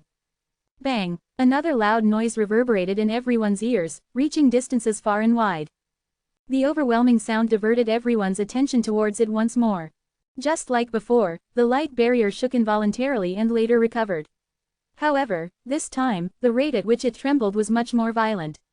It soon became apparent that the barrier would not be able to hold for long against attacks with the same viscosity. When the sudden realization hit everyone, their inner emotions reflected on their faces as they lost their previous color and turned a pale white. They all understood that the arrays which had remained indestructible over the years were perishable under brute force. After the mother of the chaotic source spirits trampled on the array for a second time, she paused to recollect herself as she straightened up. Suddenly, she jumped high into the sky, bearing the weight of her 10,000 feet high body, and came knocking down once more. The members of the river spirit race in the array had already fallen victim to hopelessness. Before the mother of the chaotic source spirits could touch the array, some of the members of the river spirit race gave into their fears and rushed out of the light barrier. The hurricane outside still raged with pressure. Soon as the members came out of the barrier, they were swept off their feet into midair and were thrown away. The members that remained inside the array felt hesitation in exiting the barrier. Although the river spirit race was not a super force, it was respected around its territory.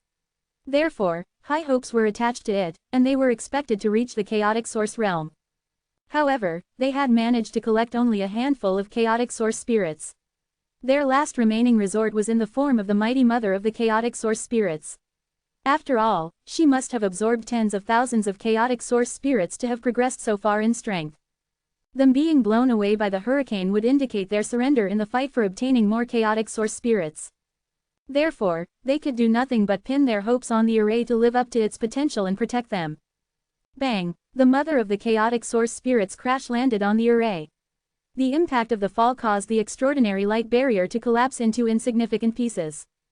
As if keeping track of her targets, the mother of the chaotic source spirits landed directly on the bodies of the members of the river spirit race.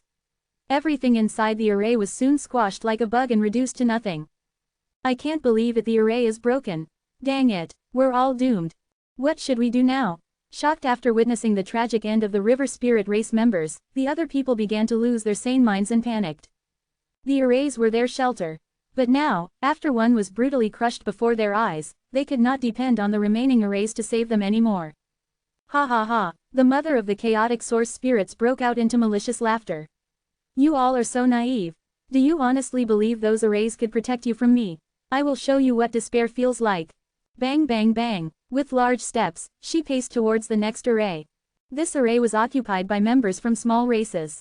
As they witnessed the mother of the chaotic source spirits approach them, their faces turned as white as a sheet as they held their breaths. They were smart enough to not repeat the same mistake the river spirit race made. Before the mother of the chaotic source spirits could destroy the barrier, they had planned to move out of it. Soon, the mother of the chaotic source spirits ran for a few steps before she leapt in the air and landed directly on the array. At the same time, the people inside the array rushed out before they were crushed. Bang! This light barrier also perished under the strength of the mother of the chaotic source spirits. Fortunately, their quick thinking helped the members of the small races to avoid being stepped on by her. However, the mother of the chaotic source spirits was sharp-witted. She had foreseen their intentions to escape the array. Once they stepped out, they would be carried away by the hurricane. Adjusting to the circumstances, the mother of the chaotic source spirits slapped her hand in the direction of the hurricane. The pressure of the hurricane had made it hard for the warriors to resist and move freely. With pitiful eyes and helpless bodies, they watched the huge palm cover them up and slam them hard on the ground. Bang bang bang! With a series of dull thuds, more than a dozen bloodied bodies fell lifelessly on the ground. The desolate ground was painted a wild red with their blood spraying over from all directions. The traumatizing sight of these people made the survivors in the remaining arrays hyperventilate. They began to huddle up and discuss strategies to escape unscathed. However, the mother of the chaotic source spirits was not prepared to allow them the luxury of time. She turned around frantically and rushed towards the third array. Chapter 3011, Lure Away.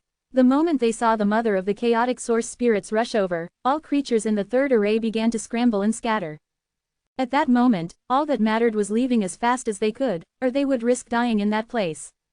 All of them crowded the exit, trying to rush out of the array. They used their bodily movement skills to fly with the wind, all in a desperate attempt to run away from the mother of the chaotic source spirits. When the mother of the chaotic source spirits reached the magic array, she crushed the array with her body, making sure to destroy it completely. Several large races were forced to calculate their current positions, trying to guess what the mother of the chaotic source spirits would do next. The core area's arrays were arranged densely. When the hurricane rose, everyone found a random array where they stayed to protect themselves. The ear mice, the bearing race, and the sun crow race were among the lucky ones as they were in arrays that were quite far from the mother of the chaotic source spirits. The disciples of the Oneness Sky Palace and the 9 people weren't as lucky. However, within 5 minutes, the mother of the chaotic source spirits could destroy all the arrays. Everyone was on the edge. Even the leaders outside of the chaotic source world were growing restless. Why isn't the Pear Hill doing anything? The arrays used to refine the chaotic source spirits are ruined. This is too much. If they stay there, they will all die. The leaders argued amongst themselves, despairing at the current state of their disciples while the Pear Hill kept silent. Making a move on the mother of the chaotic source spirits was never in their plan. In no time at all, the 4th, 5th, and 6th arrays were destroyed. Having witnessed the unfortunate fate of the river spirit race, the others were desperate to leave and find another safe hiding spot. At the same time, the super forces in the rear became more anxious about their situation. The arrays themselves weren't such a huge loss. The mother of the chaotic source spirits could destroy all of them.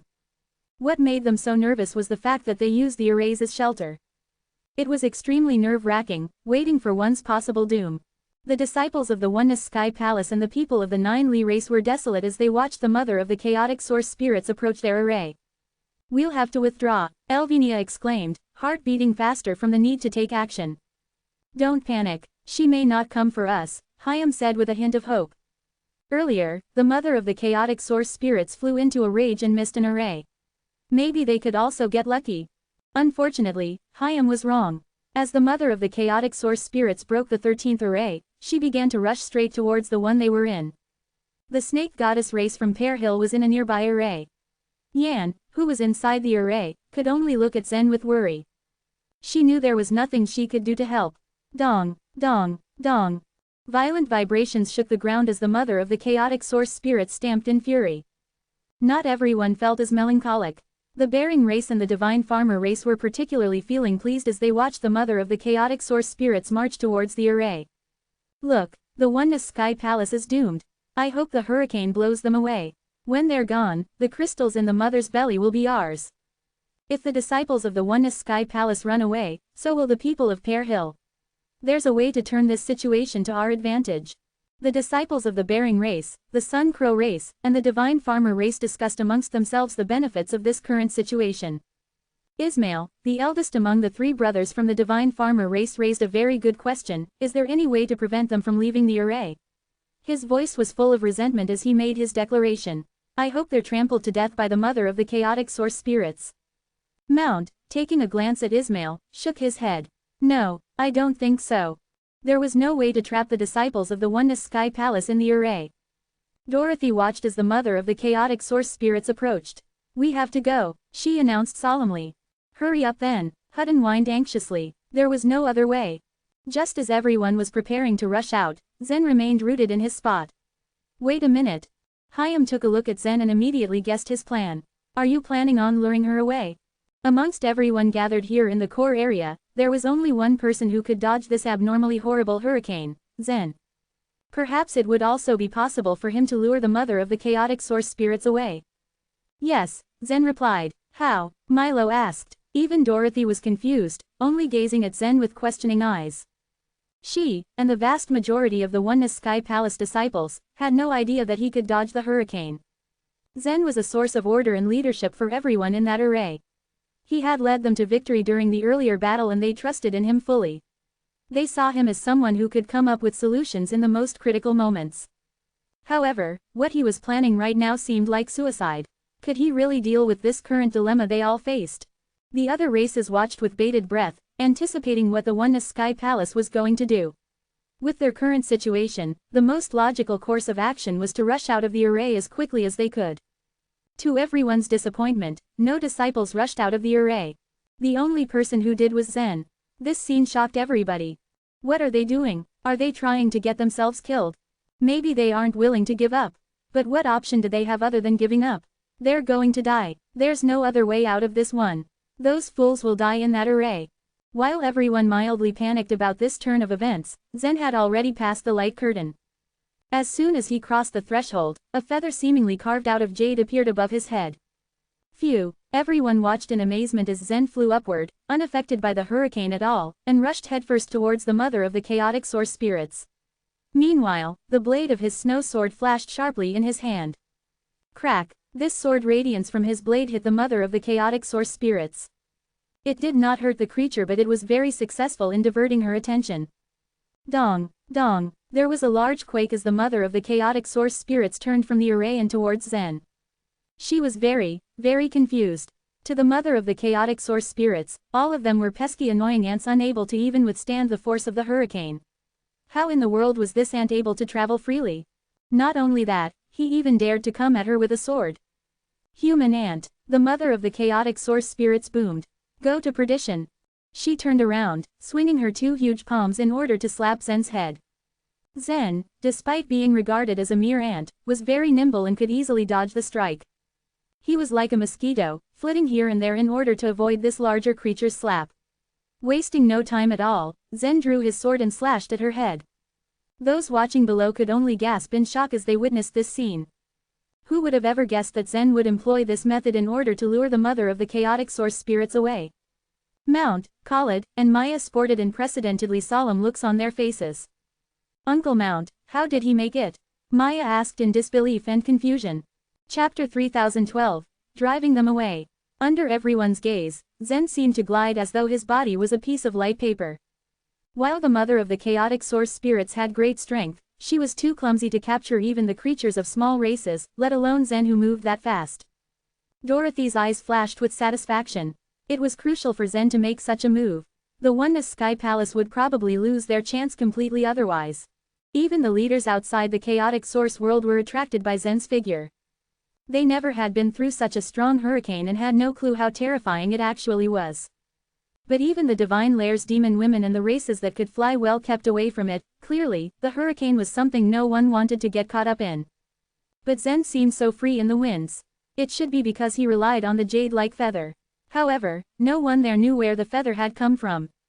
Whoosh! As Zen fought the mother of the chaotic source spirits, a voice message with life vitality resounded in his ear. It was from Hyam.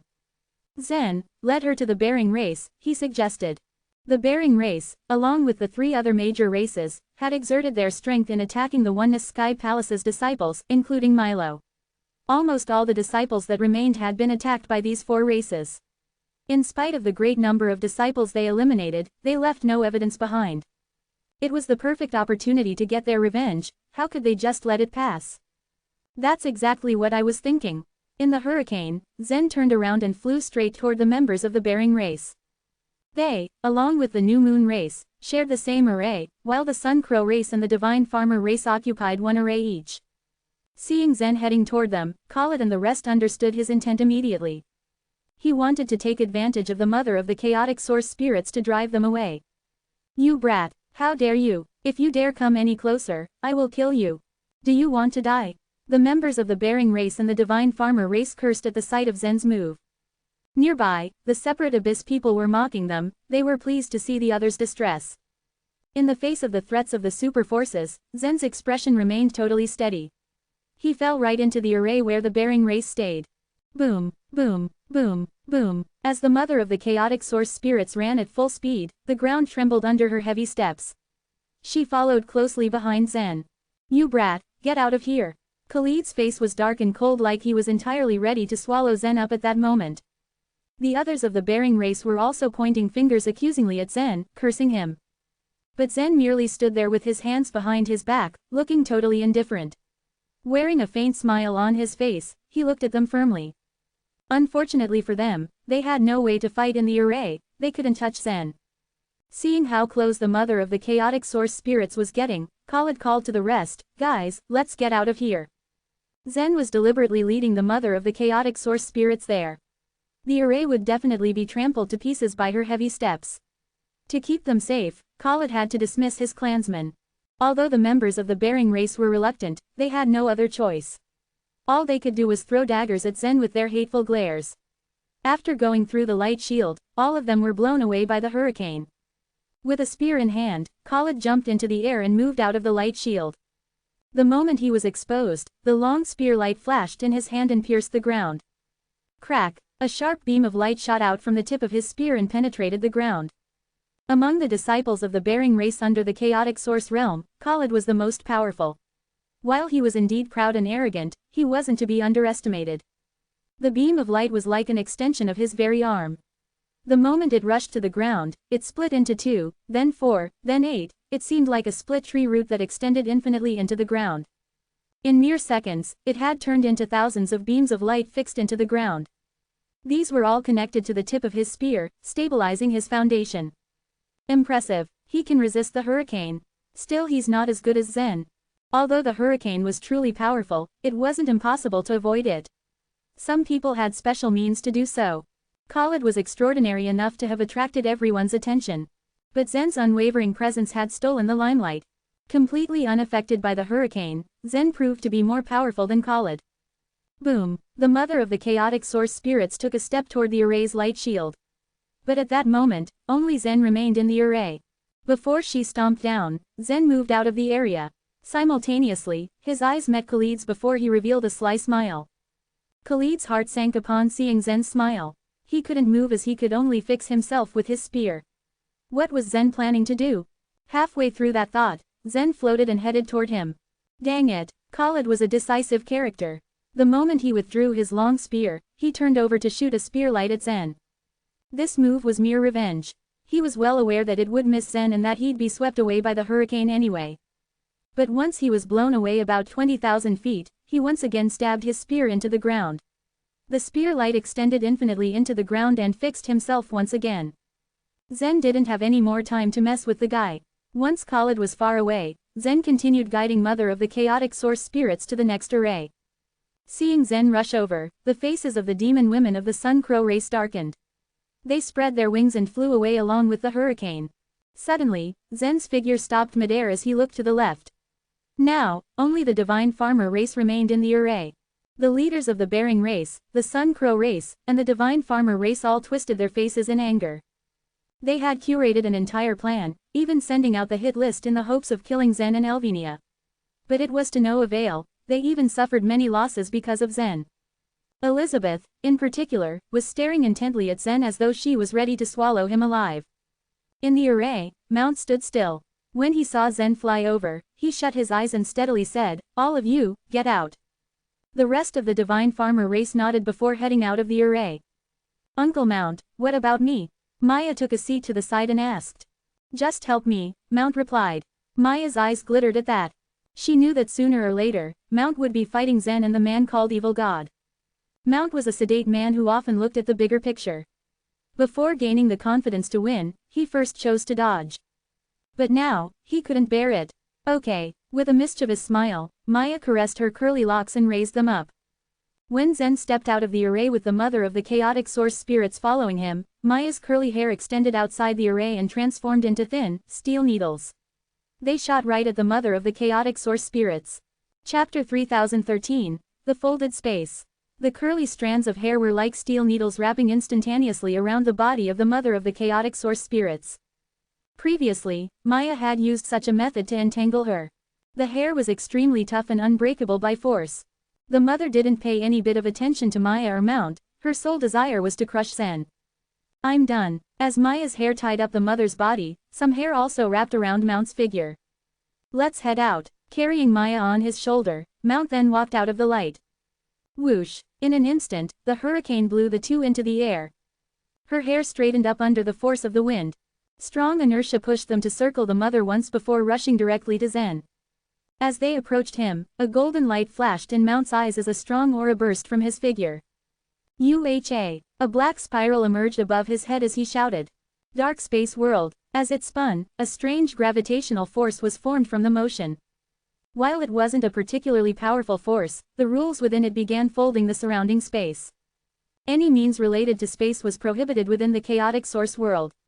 No one could make use of grand teleportation or any other space-related methods. But Mount had violated this very rule. Bang! All the space within a 10-foot radius of the black spiral collapsed into it. The surrounding space was also quickly influenced as it got sucked in. About 100 feet away from the spiral, the space squeezed inward for 10 feet, along with the entire core area. The whole chaotic source world seemed to shift 10 feet with the black spiral in its center. The entire source world and chaos shifted along with it. But 10 feet was such a short distance that it could easily go unnoticed by both the chaotic source world and the source world. Within the entire icy snow province, only Fuxi, sitting atop the snow mountain, noticed the newly folded space. He stared at Mount with great contempt. He got serious too soon, didn't he? To use a truth-level trick to deal with a young warrior who hasn't even reached the chaotic source realm, how shameful, Fuxi muttered to himself. Still, he had no intention of lending a hand. In his eyes, it was fate. If Zen died in the hands of Mount or the evil god, that only proved how blind Gerald was. He was unwilling to accept the fact that the mission he had begged for all his life fell upon such a man. The sight of the black spiral put a dark cloud over the atmosphere at the entrance of the chaotic source world where the many leaders of different forces gathered. "What is that trick?" Elizabeth exclaimed, bewildered. The Sun Crow race's talent lay in their divine flames, while the demon women of the divine lair were especially good at any trick that had to do with space.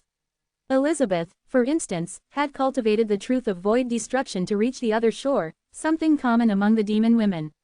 It was why the Sun Crow race's strength had nearly no advantage in the chaotic source world. Elizabeth could cast the illusory projection in faraway spaces to kill her enemies. She had an understanding and attainment in space that no ordinary warrior could dream of matching. But upon seeing the black spiral, her heart skipped a beat.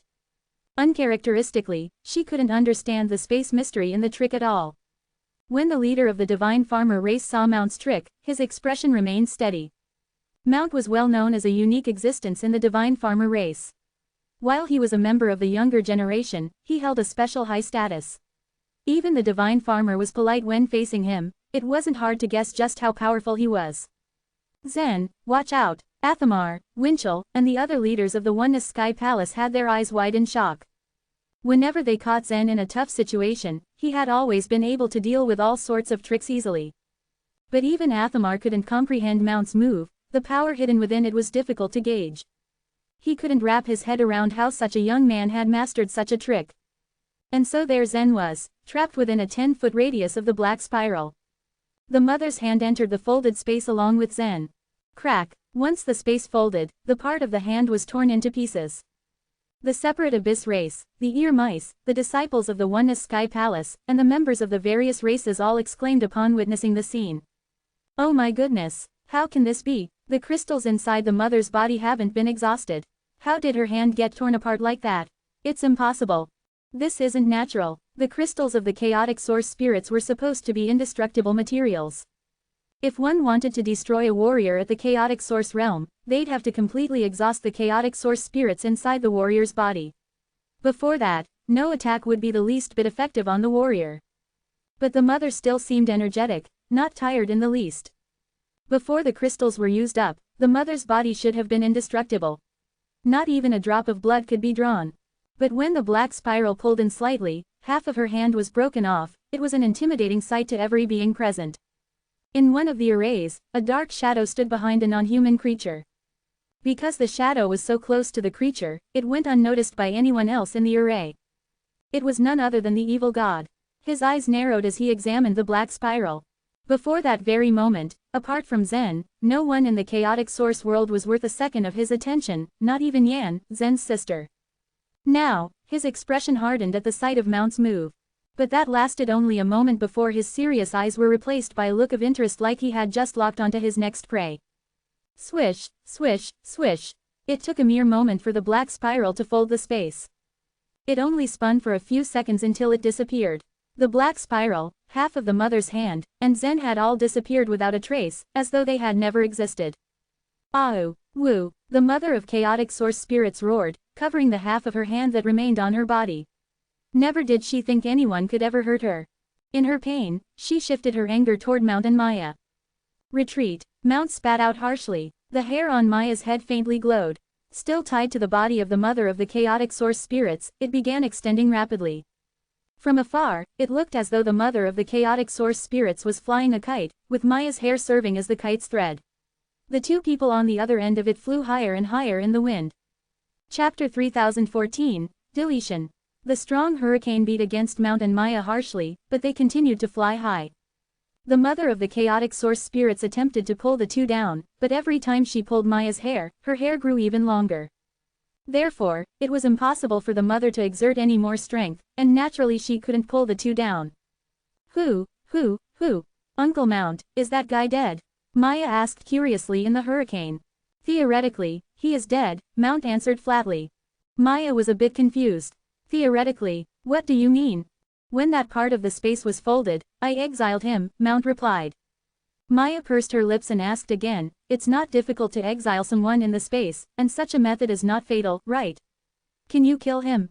Overall, the space in the source world was stable. The true gods who cultivated the space godly way could not tear the space apart, and it was also hard for them to exile their opponents. On the other hand, it was easy for the other shore realm warriors who cultivated the truth of void destruction to do the same thing. Such powerful warriors were also not afraid of being banished from the space. As long as they released enough strength, they could easily destroy the space that imprisoned them and get out of it. That's not what I meant, Mount explained patiently. After I folded the space, it completely disappeared. In fact, that area with the radius of 10 feet has been removed entirely from the chaos. Do you understand? After a normal space theurgy had torn a part of a space apart, there was still a void left in the space, and the space itself did not disappear. Besides, the space had a high ductility. It would not take long for the surrounding space to squeeze into the void, and then the space would be repaired gradually. Sometimes the space was just like water, as it flowed without a stop. This time, however, Mount directly deleted a piece of space which involved very complicated rules. It was truly difficult for Maya to understand such a matter. I don't understand, said Maya with a shrug. As she was still confused, she asked, he won't come back, right?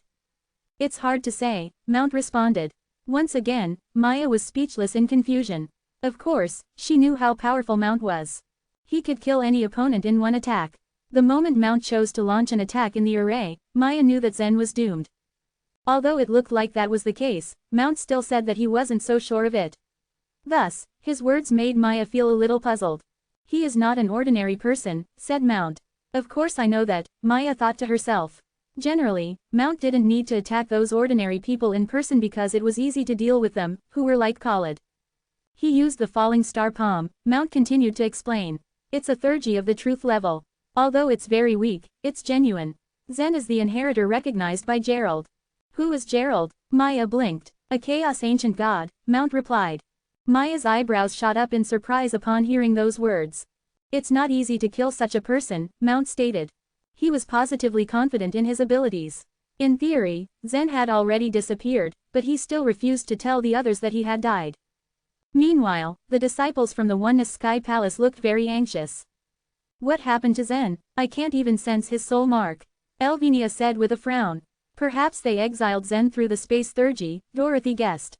Dorothy didn't expect that Mount possessed such a unique and remarkable ability. Even though she was also worried, she was much calmer than Elvinia. No, that's not a common way to exile someone, Hyam said and firmly shook his head. It was forbidden to use any space theurgy in the chaotic source world. Thus, anyone who was able to break this restriction must be truly powerful. Since Hyam was not very experienced, he naturally didn't know anything about the space folding. Still, he could make his own guess. Meanwhile, Sally had an ominous premonition that she couldn't stop thinking about. Then, does that mean that Zen is? She trailed off with tears in her eyes. Sally, don't worry, let's wait and see. Zen is very extraordinary. He will clearly have a way to return, Hutton consoled her. The members of the Nine Li race looked up to Zen as their only hope. Obviously, they didn't want him to be in danger or worse, die. It was true that Hutton was not as well informed as the disciples from the Oneness Sky Palace, but he was certain that Zen would definitely come back. In the other array, Yan stood under the light barrier, her dark brown eyes filled with complex emotions. Worry, sadness, and anger mixed together, filling her mind and heart. Yan, your brother will be fine, Natalie comforted her. Yan had always been a very optimistic girl in the Pear Hill. It was the first time Natalie had seen her look this miserable. I hope, Yan whispered. The exploration of the chaotic source world had been carried out in accordance with the plan. In Yan's eyes, the only possible accident that could happen was involved with the evil god. Therefore, she had been on her guard against him. It was difficult for others to notice the evil god's presence, but Yan could always vaguely feel his position. Despite her precautions, the unexpected thing had happened. The strapping young man of the divine farmer race had always been low-key, but after he took action, Zen had disappeared. It was hard for Yan to accept the fact for the time being. What made Yan even more worried was the terrible destructive power of the folded space. During the process of folding space, that young man even cut off half the hand of the mother of the chaotic source spirits. Was that an ordinary space theurgy? Phew, 5 minutes had passed. Soon enough, the hurricane of the chaotic source world slowly stopped. Thick hair that measured hundreds of thousands of feet long, emitted a faint glow and curled around the mother. Maya and Mount slowly descended from the dim sky. At that moment, all of warriors in the core area rushed out of the arrays at once. The mother of the chaotic source spirits was the last treasure for them to fight for. If they were in single combat, no one in the core area could defeat the mother, and it would be harder to consume the amber-colored crystals in her body. Yet, that could change if they attacked her together. Some of them could grab a hold of the mother and restrict her flexibility, some could hinder her speed, and some could weaken her strength. Those numerous methods when combined together made the mother not so terrifying anymore. Meanwhile, Khalid took out his long spear as well and charged straight towards the mother. Although Mount had made Zen disappear, there were still many competitors for him. The Ear Mouse race, the Separate Abyss race, and the other super forces were formidable opponents as well. The worst thing was the fact that the hurricane had swept away all the members of the Bearing race. It would take them a long time to come back from tens of thousands of miles away. Just as Khalid was rushing towards the mother, a petite figure blocked his way. It was Yan. Her long hair fluttered in the wind and a layer of crimson energy floated around her black locks. Her small face was devoid of any emotion. "Hey, little girl," Khalid mocked. He did not take Yan seriously at all. The moment he finished speaking, however, Yan shouted angrily, "Scram!" The word was like a hammer that pounded hard on Khalid's chest. The impact sent Khalid flying tens of thousands of feet away, until he fell heavily on the ground and coughed up blood. Chapter 3015, Be Prepared to Die. The Pear Hill was a formidable group, and no one ever underestimated them. Yet it still shocked many when Yan was able to blow Khalid away in a single move. After all, Khalid was the best talent of the Bearing race. Perhaps he had been careless because he underestimated Yan, but it was still difficult to comprehend how easily she had overpowered him. Yan didn't miss a beat. Immediately after repelling Khalid, she flipped and shot up into the air, heading in the direction where Maya and Mount had landed. What a woman! A wicked smile formed on Maya's face. Her curly hair seemed to expand, framing her face like a dark cloud as it enveloped Yan. Her beautiful curls looked soft and glossy, but they contained a terrible killing intent. Once Yan got entangled in her curls, she would have at least 100 ways to tear Yan into pieces. Yan, however, had no fear in her expression as she confronted Maya's black cloud of hair. She counterattacked boldly and directly. The truth of holy words. Break, split, slash. As soon as Yan uttered the word, break, Maya's hair was cut into pieces flying haphazardly in all directions. Would it be this easy to break Maya's hair? With a flash in mind, Maya seemed to infuse her broken hairs with a kind of spirit. They began flying back towards each other, forming another cloud-like mass. They were about to return to Maya when Yan said, "Split." Her command shattered the spirit animating the hairs, and the broken strands fell apart, no longer connected. When Yan spoke the word, slash, Maya began to tremble with fear. She could feel a sharp slashing force coming from the void. If it hit her, she would be killed undoubtedly. Before the blow landed, she felt someone grab her and jerk her backwards. It was Mount. "You're no match for her. Let me help you," he said. Mount quickly stood in front of Maya as the invisible slashing force slashed at him. Mount stayed calm. He stood still, his body glowing with a ray of khaki light, as he punched the air at a strange angle. Boom. When Yan heard the booming sound, she realized that her slash command had failed. Mount had easily fended off the slashing attack. "You're no match for me. Don't waste your time," Mount said, looking down at Yan. In the chaotic source world, the struggles were fierce between various races, but almost everyone made an effort to avoid facing Mount. But after all, the chaotic source world was created by the snake goddess race. If they went too far in bullying those from the Pear Hill, they might not get a good result after leaving the chaotic source world. Mount was insightful, and he had a way of perceiving things that other people couldn't. He saw at a glance that Yan was unusual. If he killed Yan here, he would probably cause some unnecessary trouble. "Maya, who was still being shielded by Mount, stepped forward again, her face filled with hatred. It was hard for most women to accept defeat at the hands of a more beautiful woman. And Maya was no exception. Uncle Mount, she attacked me. Kill her. Maya was expecting Mount to agree, so she was surprised when he shook his head. I can't kill her. If I try, members of the Pear Hill will definitely break into the chaotic source world to stop me. Will the Pear Hill break the rules for her? Maya said coldly, still looking for a way to get revenge on Yan. They wouldn't break the rules for just anyone in the past. But for her, and at this moment in time, I feel that they will, Mount said firmly. Since the chaotic source world had been established, the Pear Hill and other races in the source world had always followed the rules that had been agreed upon. This established consensus was the foundation for the stability of the chaotic source world, and the reason it had lasted for so many years. However, it was the last time that the chaotic source world would ever open. It no longer mattered if the Pear Hill broke the rules. Mount thought his logic was unassailable. He sought to obtain the maximum benefit that he could from his time in the chaotic source world. He wouldn't be as emotional as Khalid and Maya. Mount's words made Yan even more determined, and she stood her ground. Let my brother go or I won't give up, she said in a low growl. Suddenly, there were sounds of people flying swiftly through the air. Dozens of figures rushed towards them. Natalie and 6 snake shadows circled vigilantly around Yan. The other members of the snake goddess race hovered near Mount, carefully watching him. He was very powerful, but he wouldn't be able to withstand their united attack by himself. Whoosh, whoosh, the sight of the members of the snake goddess race spurred the disciples of the Oneness Sky Palace into action. They rushed to confront Mount too. Although Elvinia and Dorothy knew that it would be difficult to force Mount to release Zen, they had to give it a try. Moreover, people from the Bearing race, the Sun Crow race and the Divine Farmer race had all been swept away by the hurricane. Only Mount, Maya, and Khalid who had been injured were here. They might have a chance to beat these 3 people, as they were greater in number. The Oneness Sky Palace won't shrink back, said Elvinia grimly, a determined look in her eyes.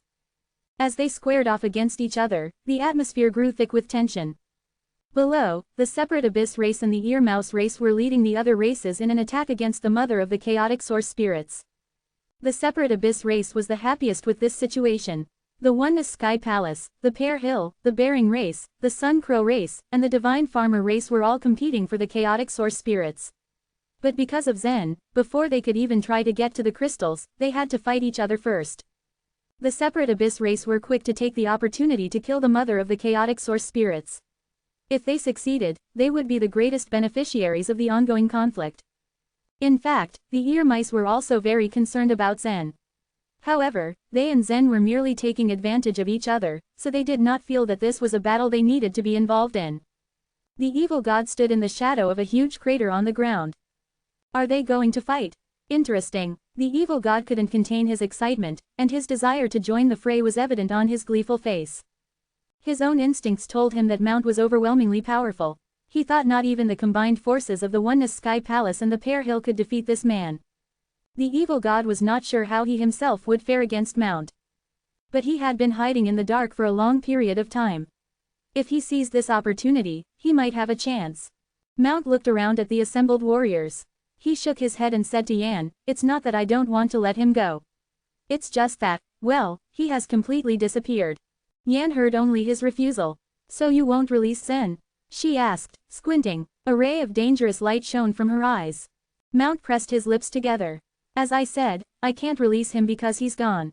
Since you can't release him, you'd better be prepared to die," said Elvinia icily, her cold nature on full display. If Mount was telling the truth, and Zen was gone, it would be something she was not prepared to accept. Auras burst out all around Mount as the others released their energy. Many disciples of the Oneness Sky Palace as well as members of the Snake Goddess race activated their other shore tokens. The negotiation had failed, and it was time to go into battle. Mount had an impenetrable poker face, and his expression did not change as everyone around him prepared to attack. He looked around coolly at the people surrounding him. "If you attack me, then you will die. It's really very simple. I will kill everyone except her," he said, pointing a finger at Yan. His words sounded like a warning, but there was a hidden message embedded in them. The message was not intended for the warriors surrounding him in the chaotic source world, nor was it for the leaders waiting outside. Instead, it was for Fuxi. Chapter 3016, Formidable Opponent. Fuxi, standing atop a snow mountain, only snorted when he heard Mount's words. He had no plans to take action. He didn't even make a move when Zen, who Fuxi held in great importance, had been sealed by Mount. It would have been too late, anyway. But if Mount were to attack Yan, Fuxi would surely charge into the chaotic source world to rescue her without hesitation. Even Mount, who had spent all this time in the chaotic source world, could tell as much. Oh, cut the garbage. As a successor of Eastern Emperor Tai and one of the best warriors of the Phoenix Palace, Elvenia remained unfazed. A dangerous golden light flashed in her eyes. Divine flames of the Sun Crow race burst out from her hair, while the warrior of the Stone Hill emerged above her. Tens of thousands of rays of sword radiance shot toward Mount, leaving no place for him to dodge. At the same time, Yan stretched out her hands and a crimson energy began to spread around her. The shadow of Snake Goddess appeared behind her, growing quickly in size. Hyam, Milo, Dorothy and Sally all launched their attacks at the same moment. "Stay back, Maya," Mount shouted. Maya, however, was finding it fun tagging along with her Uncle Mount. She didn't want to miss out on anything at all. She could tell he was being serious, however. It was obvious he was unsure whether he could defeat these enemies from the Oneness Sky Palace and the Pear Hill. He had asked her to leave to spare her from danger before he went all out in this fight. "I won't." Before Maya could finish protesting, she suddenly felt dizzy. Before she knew it, she was already on a mountain top. She looked around and soon realized that she was on the northern peak of the core area. She hadn't even sensed the aura of the space theurgy her uncle used to send her away. She stomped angrily before flying toward the main peak. Once Maya was safely out of the way, Mount wasted no time. He pushed his hands forward and with one hop, disappeared from everyone's sight. The next moment, he was behind Yan. He made a quick motion with his hands. A huge cube, measuring 30 feet on each side, quickly materialized out of thin air. Mount had apparently estimated Yan's shadow of Snake Goddess accurately, because the cube perfectly matched its current size. The cube was an isolated space cage. And right now, it had Yan and her shadow of Snake Goddess trapped. "Break," Yan shouted, her eyes twinkling with a strange color. Ordinary enchanted barriers and space cages couldn't restrict her freedom. But the cube remained motionless and was completely unaffected by the power she released. Yan refused to give up. Under her command, the shadow of Snake Goddess, which had now stopped growing, smashed at the cube again and again.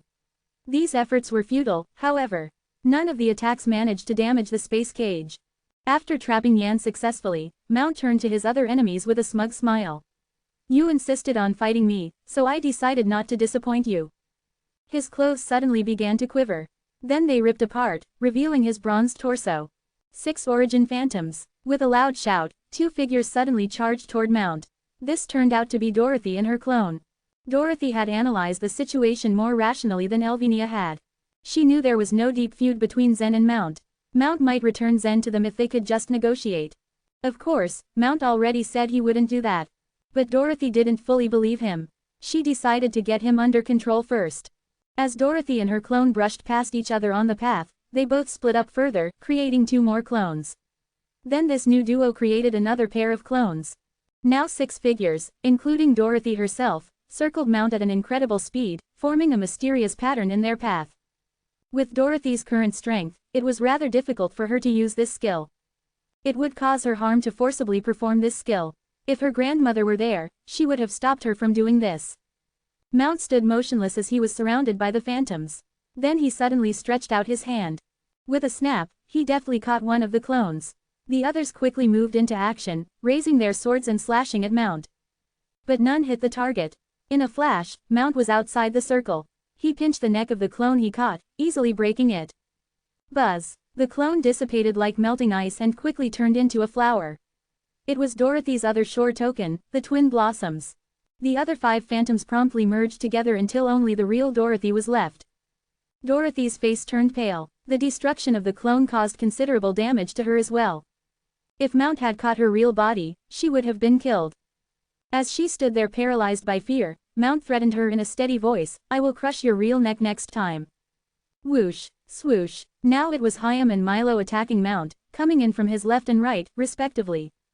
Milo owed Zen a great favor, dating back from their days in the Flow Sword sect. He could not just stand by and watch when Zen needed help. Hyam raised his sword and drew a strange trail in the air, then bore down on Mount's face. His posture was quite strange. It was almost impossible for him to hit Mount with the move he was making. However, halfway through the slash, he suddenly turned around and jutted his sword backward. At the same time, Milo, who was beside him, suddenly leapt up in the air and slashed his sword down. Heart stab. Both of their attacks seemed off. It looked less like they were fighting an enemy and more like they were casually training. But Mount reacted in perfect coordination with their movements. He changed his position and reappeared beneath Milo's sword. Milo's sword attack was a unique skill of the flow strike. Although it was not very powerful, it could cause the opponent to feel like he was in real trouble. Mount's moving theurgy was great, but his soul was at the same level as those at the 13th stage of the other shore realm. In the face of the heart stab, he was alarmed and was forced to use spatial transference once again. This time, he appeared behind Hyam, who abruptly stabbed his sword backward and hit Mount precisely.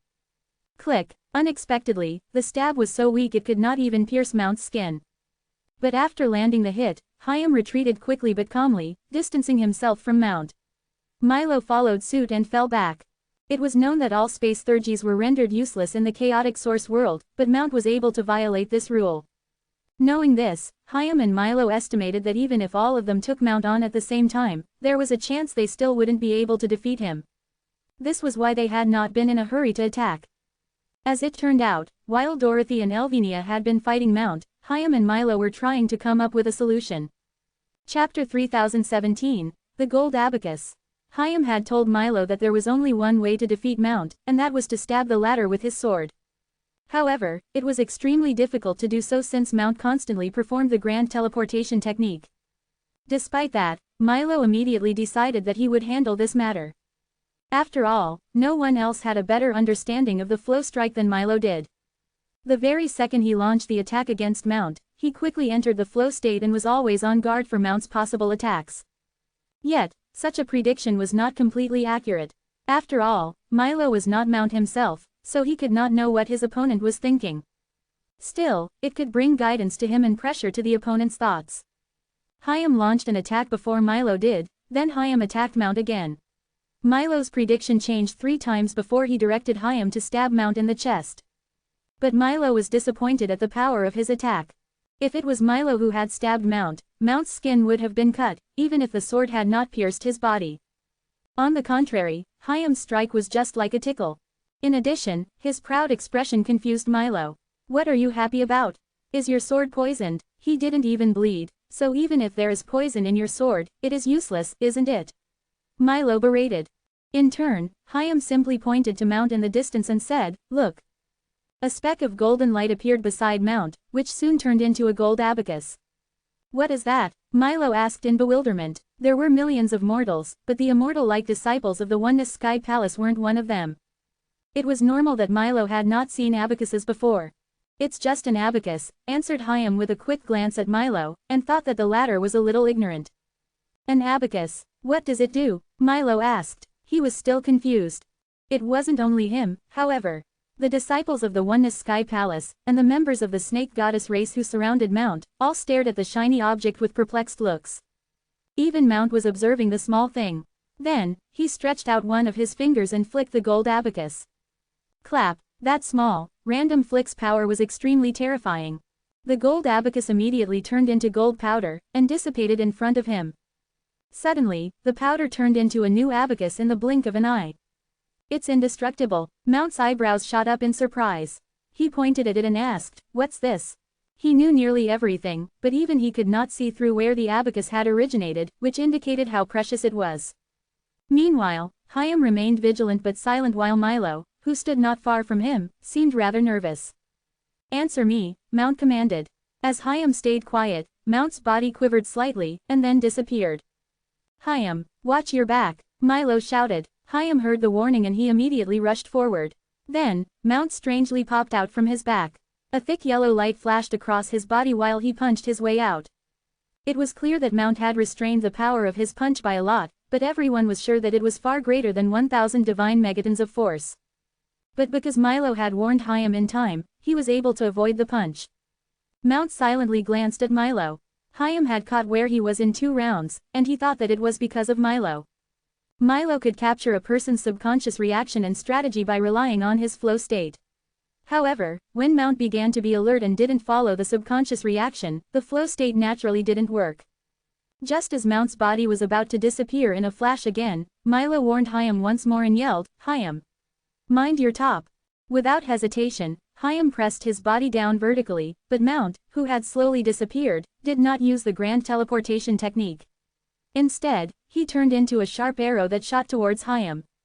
There was a dull force that was hidden in Mount. It had no momentum, but it killed or injured anyone that it hit.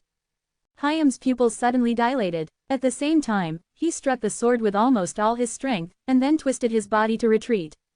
Even with his maneuver, Milo's wrong judgment had already lost him the opportunity to escape. Mount stretched out his finger and gently snapped on Hyam's long sword. There was a metallic clang and the sword broke into countless pieces, before he literally punched Hyam. Crack! When the deadly punch came at Hyam, the latent theurgy above his head suddenly shattered, and a snow-white mirror appeared in front of him. The mirror showed a clear reflection of Mount, and that mirrored image charged at the real Mount outside the mirror. Bang! The two fists crashed into each other and shattered the mirror's surface. Hyam was not hurt in the slightest, while Mount was thrown backward after he hit the Mount reflection in the mirror. Emerald Light Mirror. Hyam's latent theurgy was bestowed upon him by the head of Bright Mountain. At that critical moment, it saved his life. As Mount failed to hit his target, he quickly turned around and prepared to strike Hyam again. Just then, the gold abacus that had followed him sent out a series of noises. The beads of the abacus moved up and down, as if an invisible hand had fiddled with them. Eventually the beads stopped, and revealed a number. 400 divine megatons of force. Hyam's face instantly paled after he read the number on the abacus. The power that Mount had randomly released surpassed 1,000 divine megatons of force. He was truly much stronger than an ordinary warrior at the chaotic source realm. His body as tough as a warrior at the chaotic source realm. If the emerald light mirror had not blocked his attack, I might have died already. Hyam thought with lingering fear. Now, Mount also looked at the gold abacus beside him and quickly read the number on it. 400 divine megatons of force. The function of this abacus is more than just counting, isn't it? Of course not. Your first attack has reached your limit, and your next attack will have only half the power of the previous one, Hyam calmly explained. He had relied on the latent theurgy to avoid his opponent's deadliest blow. Now that his gold abacus had already started to work, he was no longer that afraid of Mount. While Mount stared at the numbers on the abacus, he asked, "So, you mean that I can only exert 200 divine megatons of force for my next attack?" "Yes," said Hyam with a nod. The moment he nodded his head, Mount appeared in front of him and was about to throw a punch to his face. This time, Mount was so fast that Milo had no time to alert Hyam. Without any warning, Hyam reflexively raised his hands to resist the punch. Crack, crack, crack. How could Hyam's body resist Mount's attack? The bones in his arms and his chest broke into pieces at once. Blood gushed out from his mouth, and then he fell from the sky. It really was only half as powerful as the last punch. Mount looked at his fist and muttered. Crack, crack, crack. At that moment, the beads of the abacus beside him began to move again. Chapter 3018, A Black Figure. The abacus's beads moved up and down for a while until they settled down and showed the number, 1,200. When Mount saw it, he knew it meant he could only exert 600 divine megatons of force in the next attack. Such an amount of force was no longer powerful enough to defeat the talents of the young generation. Most of these people who stayed in the core area could easily exert 1,000 divine megatons of force. Some other shore tokens of the descending type could even exert more than that amount of power. As Mount mulled this development over, Hyam, seriously injured, collapsed to the ground, blood gurgling out of his mouth. When the disciples of the Oneness Sky Palace saw this, they all descended from the sky and surrounded him protectively. Hyam, are you okay? Sally walked to Hyam's side and helped him to stand up. Elvinia took out a golden pill, pushed it into Hyam's mouth and pronounced with certainty, he won't die. After swallowing the pill with great difficulty, Hyam glanced up at Mount in the sky. You can attack him now. His strength has been greatly reduced. His next attack will have only 600 divine megatons of force, and his fourth attack will be further reduced by half, he told his companions. Hyam had merged with two other shore tokens. Previously, he had used the living puppet chains several times to transform himself into the puppet of the first other shore token. It allowed his strength to increase exponentially in a short period of time, but the side effect was quite serious. The second other shore token was the golden abacus. The origin of the abacus was very bizarre. Hayam once had an adventure in a temple on stage 9. Inside the temple, he even found a human. This human was not in the form of the soul of light, but existed as a creature of the other shore. Hayam had never heard of human beings living on the other shore, so he found it strange. At the time, the human had been captured by a golden line and would have died from it, had Hayam not undone the hexes in the temple, releasing him. Hayam simply did so because he was saving someone of his kind. The human being had been deeply grateful to Hayam. Before he left, he gave Hayam the other shore token, a golden abacus. At first, he paid the other shore token no mind. His goal was to step into the 13th stage of the other shore realm, and his focus was on exploring the temples just to find the soul crystal. But he soon found the other shore token could be integrated and released at will. Only after he had fused and merged the golden abacus into his body did Hayam discover its use.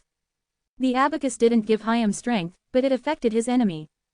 It was not difficult to trigger it. Hayam just needed to land a blow on his opponent. That was why right from the start, Hayam had asked Milo to help him make sure that he could hit Mount. Once contact was made, the abacus would land beside the target. Once it showed up, it couldn't be destroyed. It had a completely opposite effect compared to an ordinary other shore token. Most of the tokens could amplify their owner's other shore power.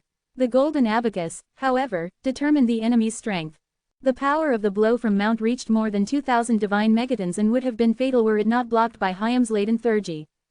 The abacus used this hit to confirm Mount's strength. Once it did that, the golden abacus countered the enemy's other shore power, such that no matter how much power Mount released henceforth, the abacus would nullify it, allowing only half the strength of his previous blow. The power of every blow Mount launched from here on out would be halved every time until it zeroed out. But be careful, his real skill is not just his power.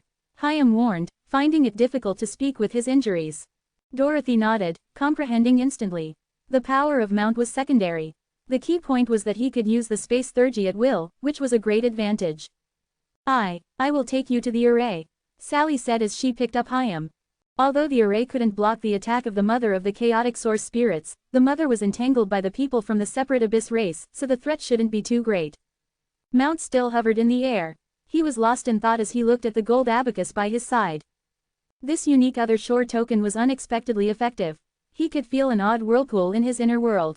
Every time he began to extract the other shore power, the whirlpool would absorb most of the power, leaving only a little left. Swoosh, swoosh, swoosh. The people from the Oneness Sky Palace were now gathering to face off with him again, followed closely by the Pear Hill group.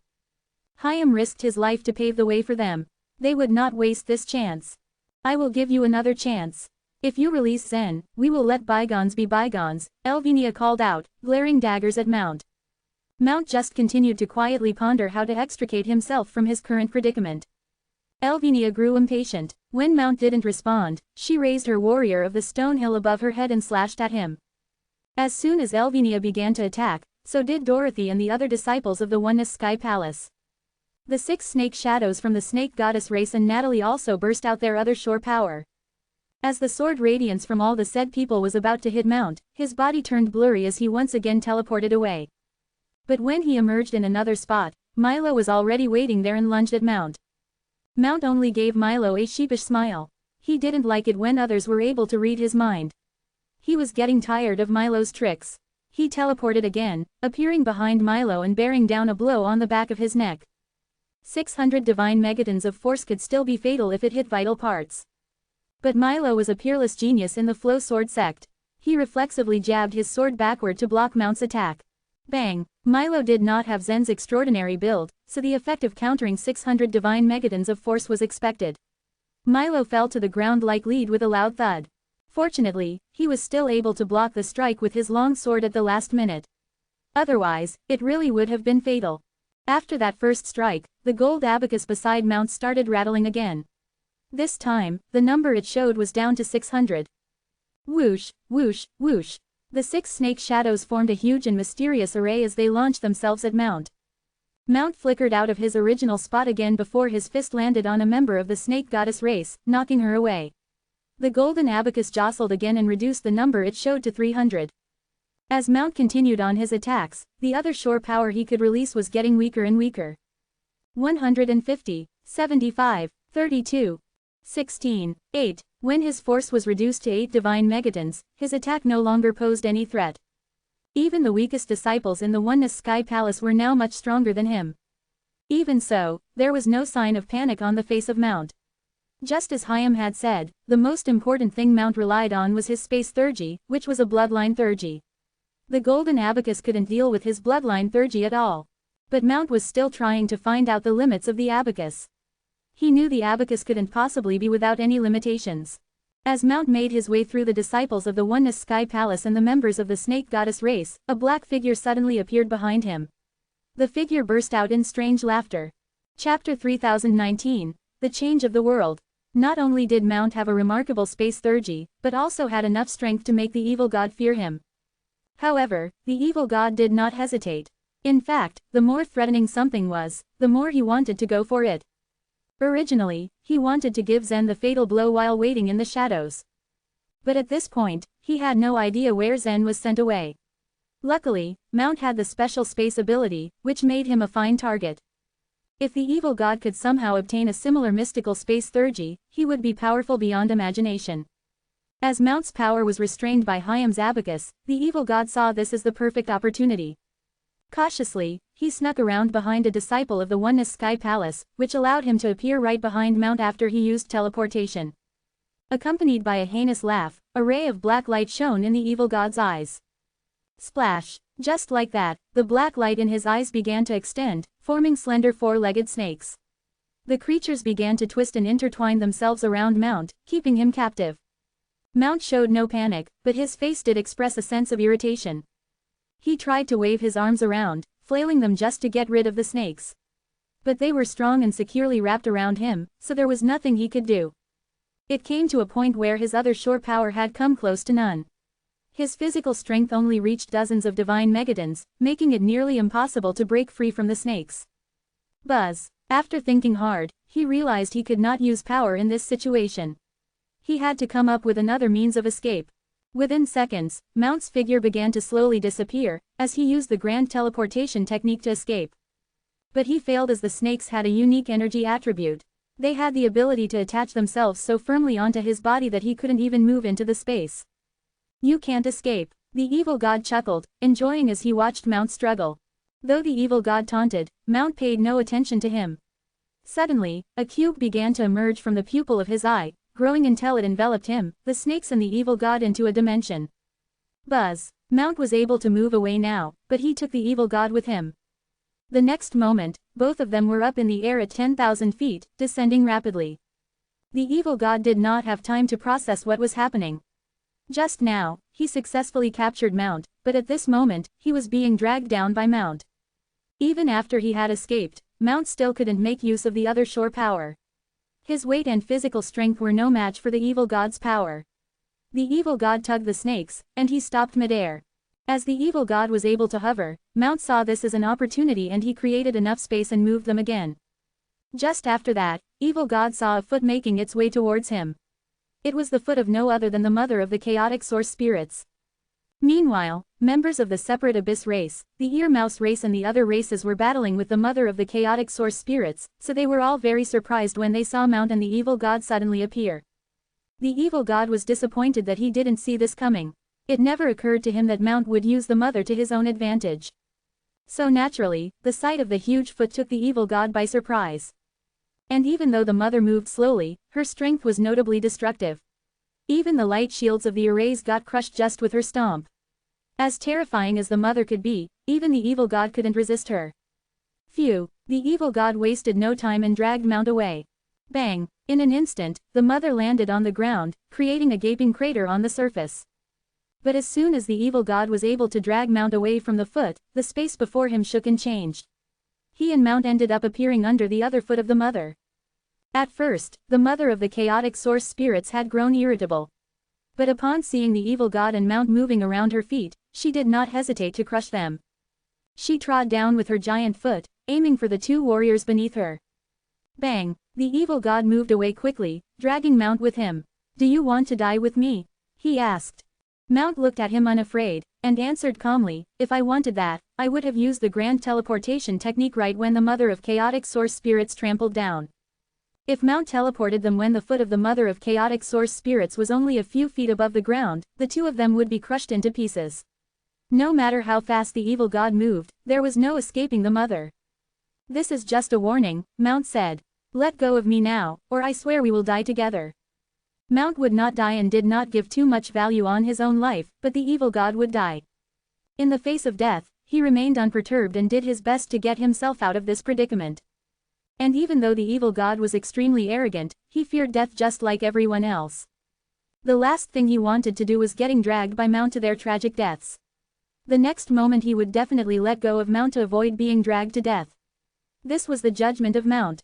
But Mount was wrong. You really think so? Suddenly, the black light flashed in evil god's eyes and began to spread out again. Thump, thump, thump. And just then, the place was swept with a deafening silence.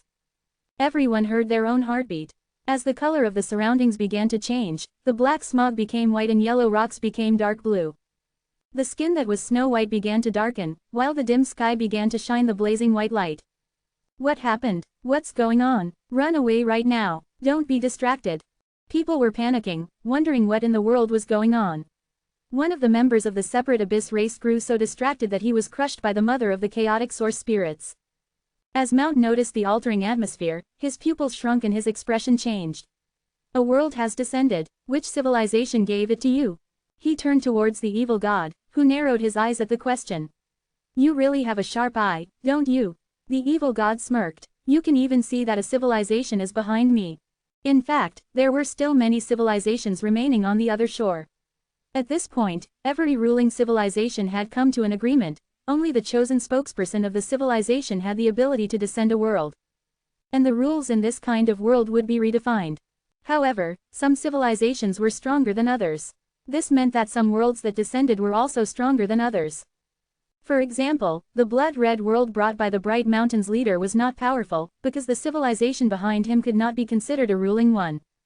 Even if you let a new world descend, you would not be able to do anything to me. As soon as the words left his mouth, Mount enclosed himself and the evil god in a cube once again.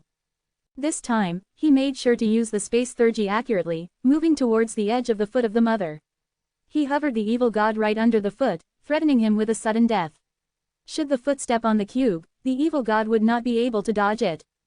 However, when the evil god was thrown in, he flashed his body, employing the grand teleportation technique to move away from the cube and into the air. He looked down at Mount and grinned. It is indeed a wonderful thing, your space theurgy. He chuckled. Quite convenient. I can't wait to have it. After the evil god finished speaking, his arms trembled and crimson energy radiated from his body.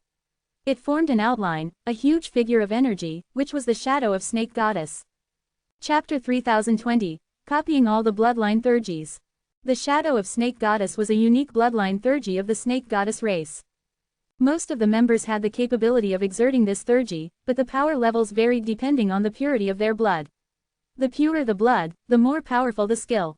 Yan's shadow of Snake Goddess, for example, was at the highest level owing to her purer blood while Natalie's was lower in level.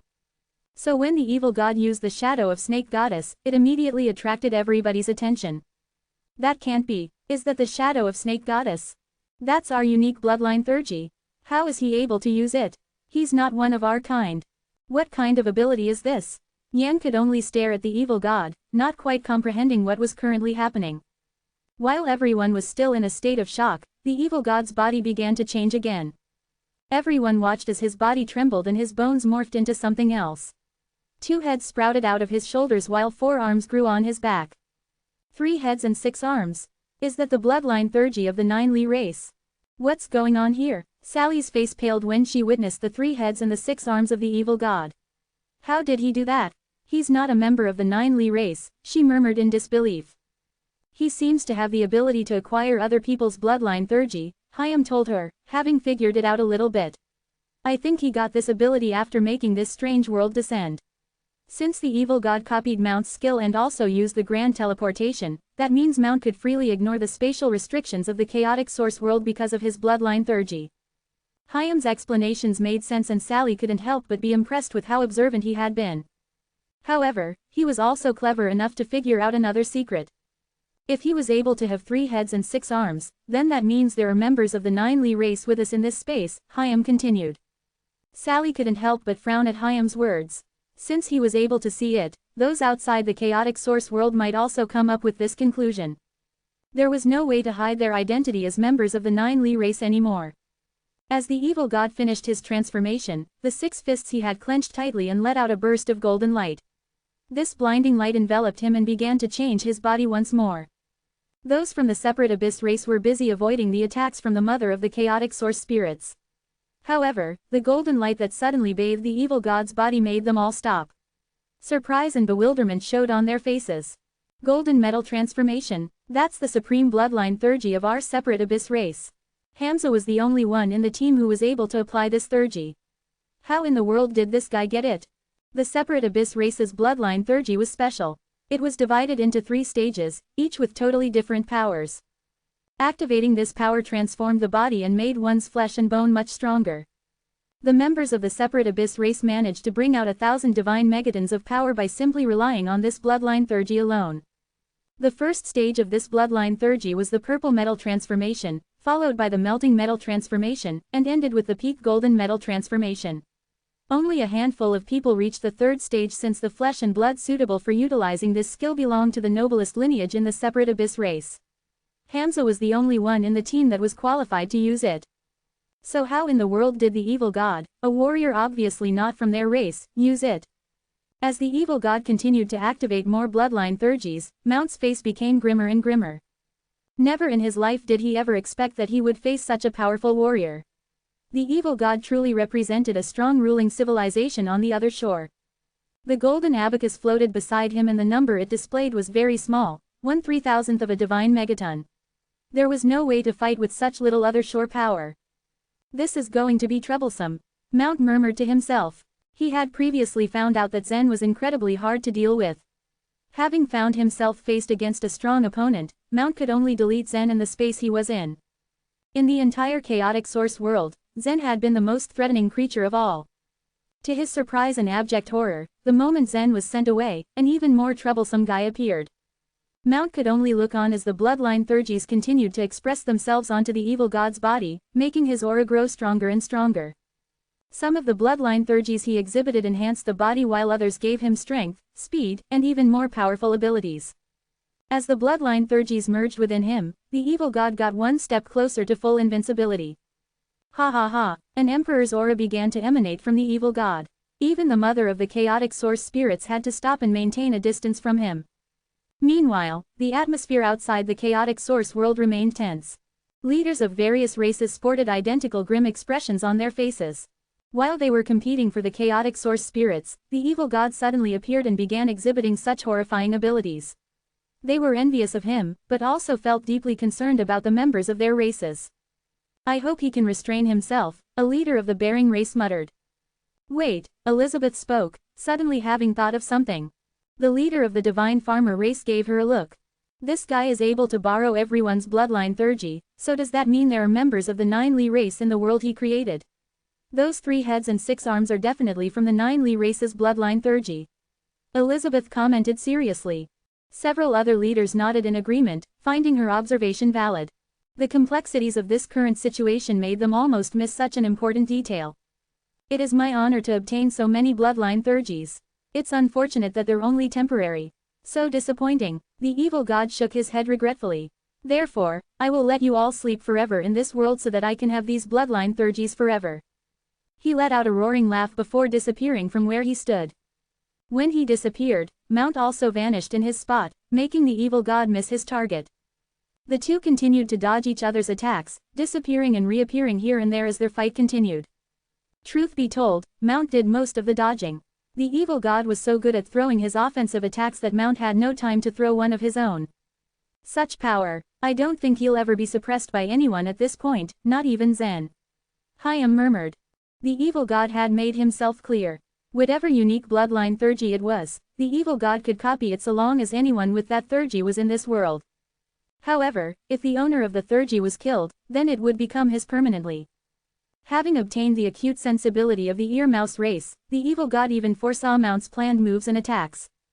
As he dodged the continuous attacks from his formidable opponent, Mount suddenly thought of a solution that could turn the tides. His eyes fell on Yan. He knew he could only rely on that person's strength now. Yan was a very important person for the Pear Hill, so Mount trapped her in the cage so that she would be safe. If he released her from that cage and put her in the line of danger, then that person would surely take action.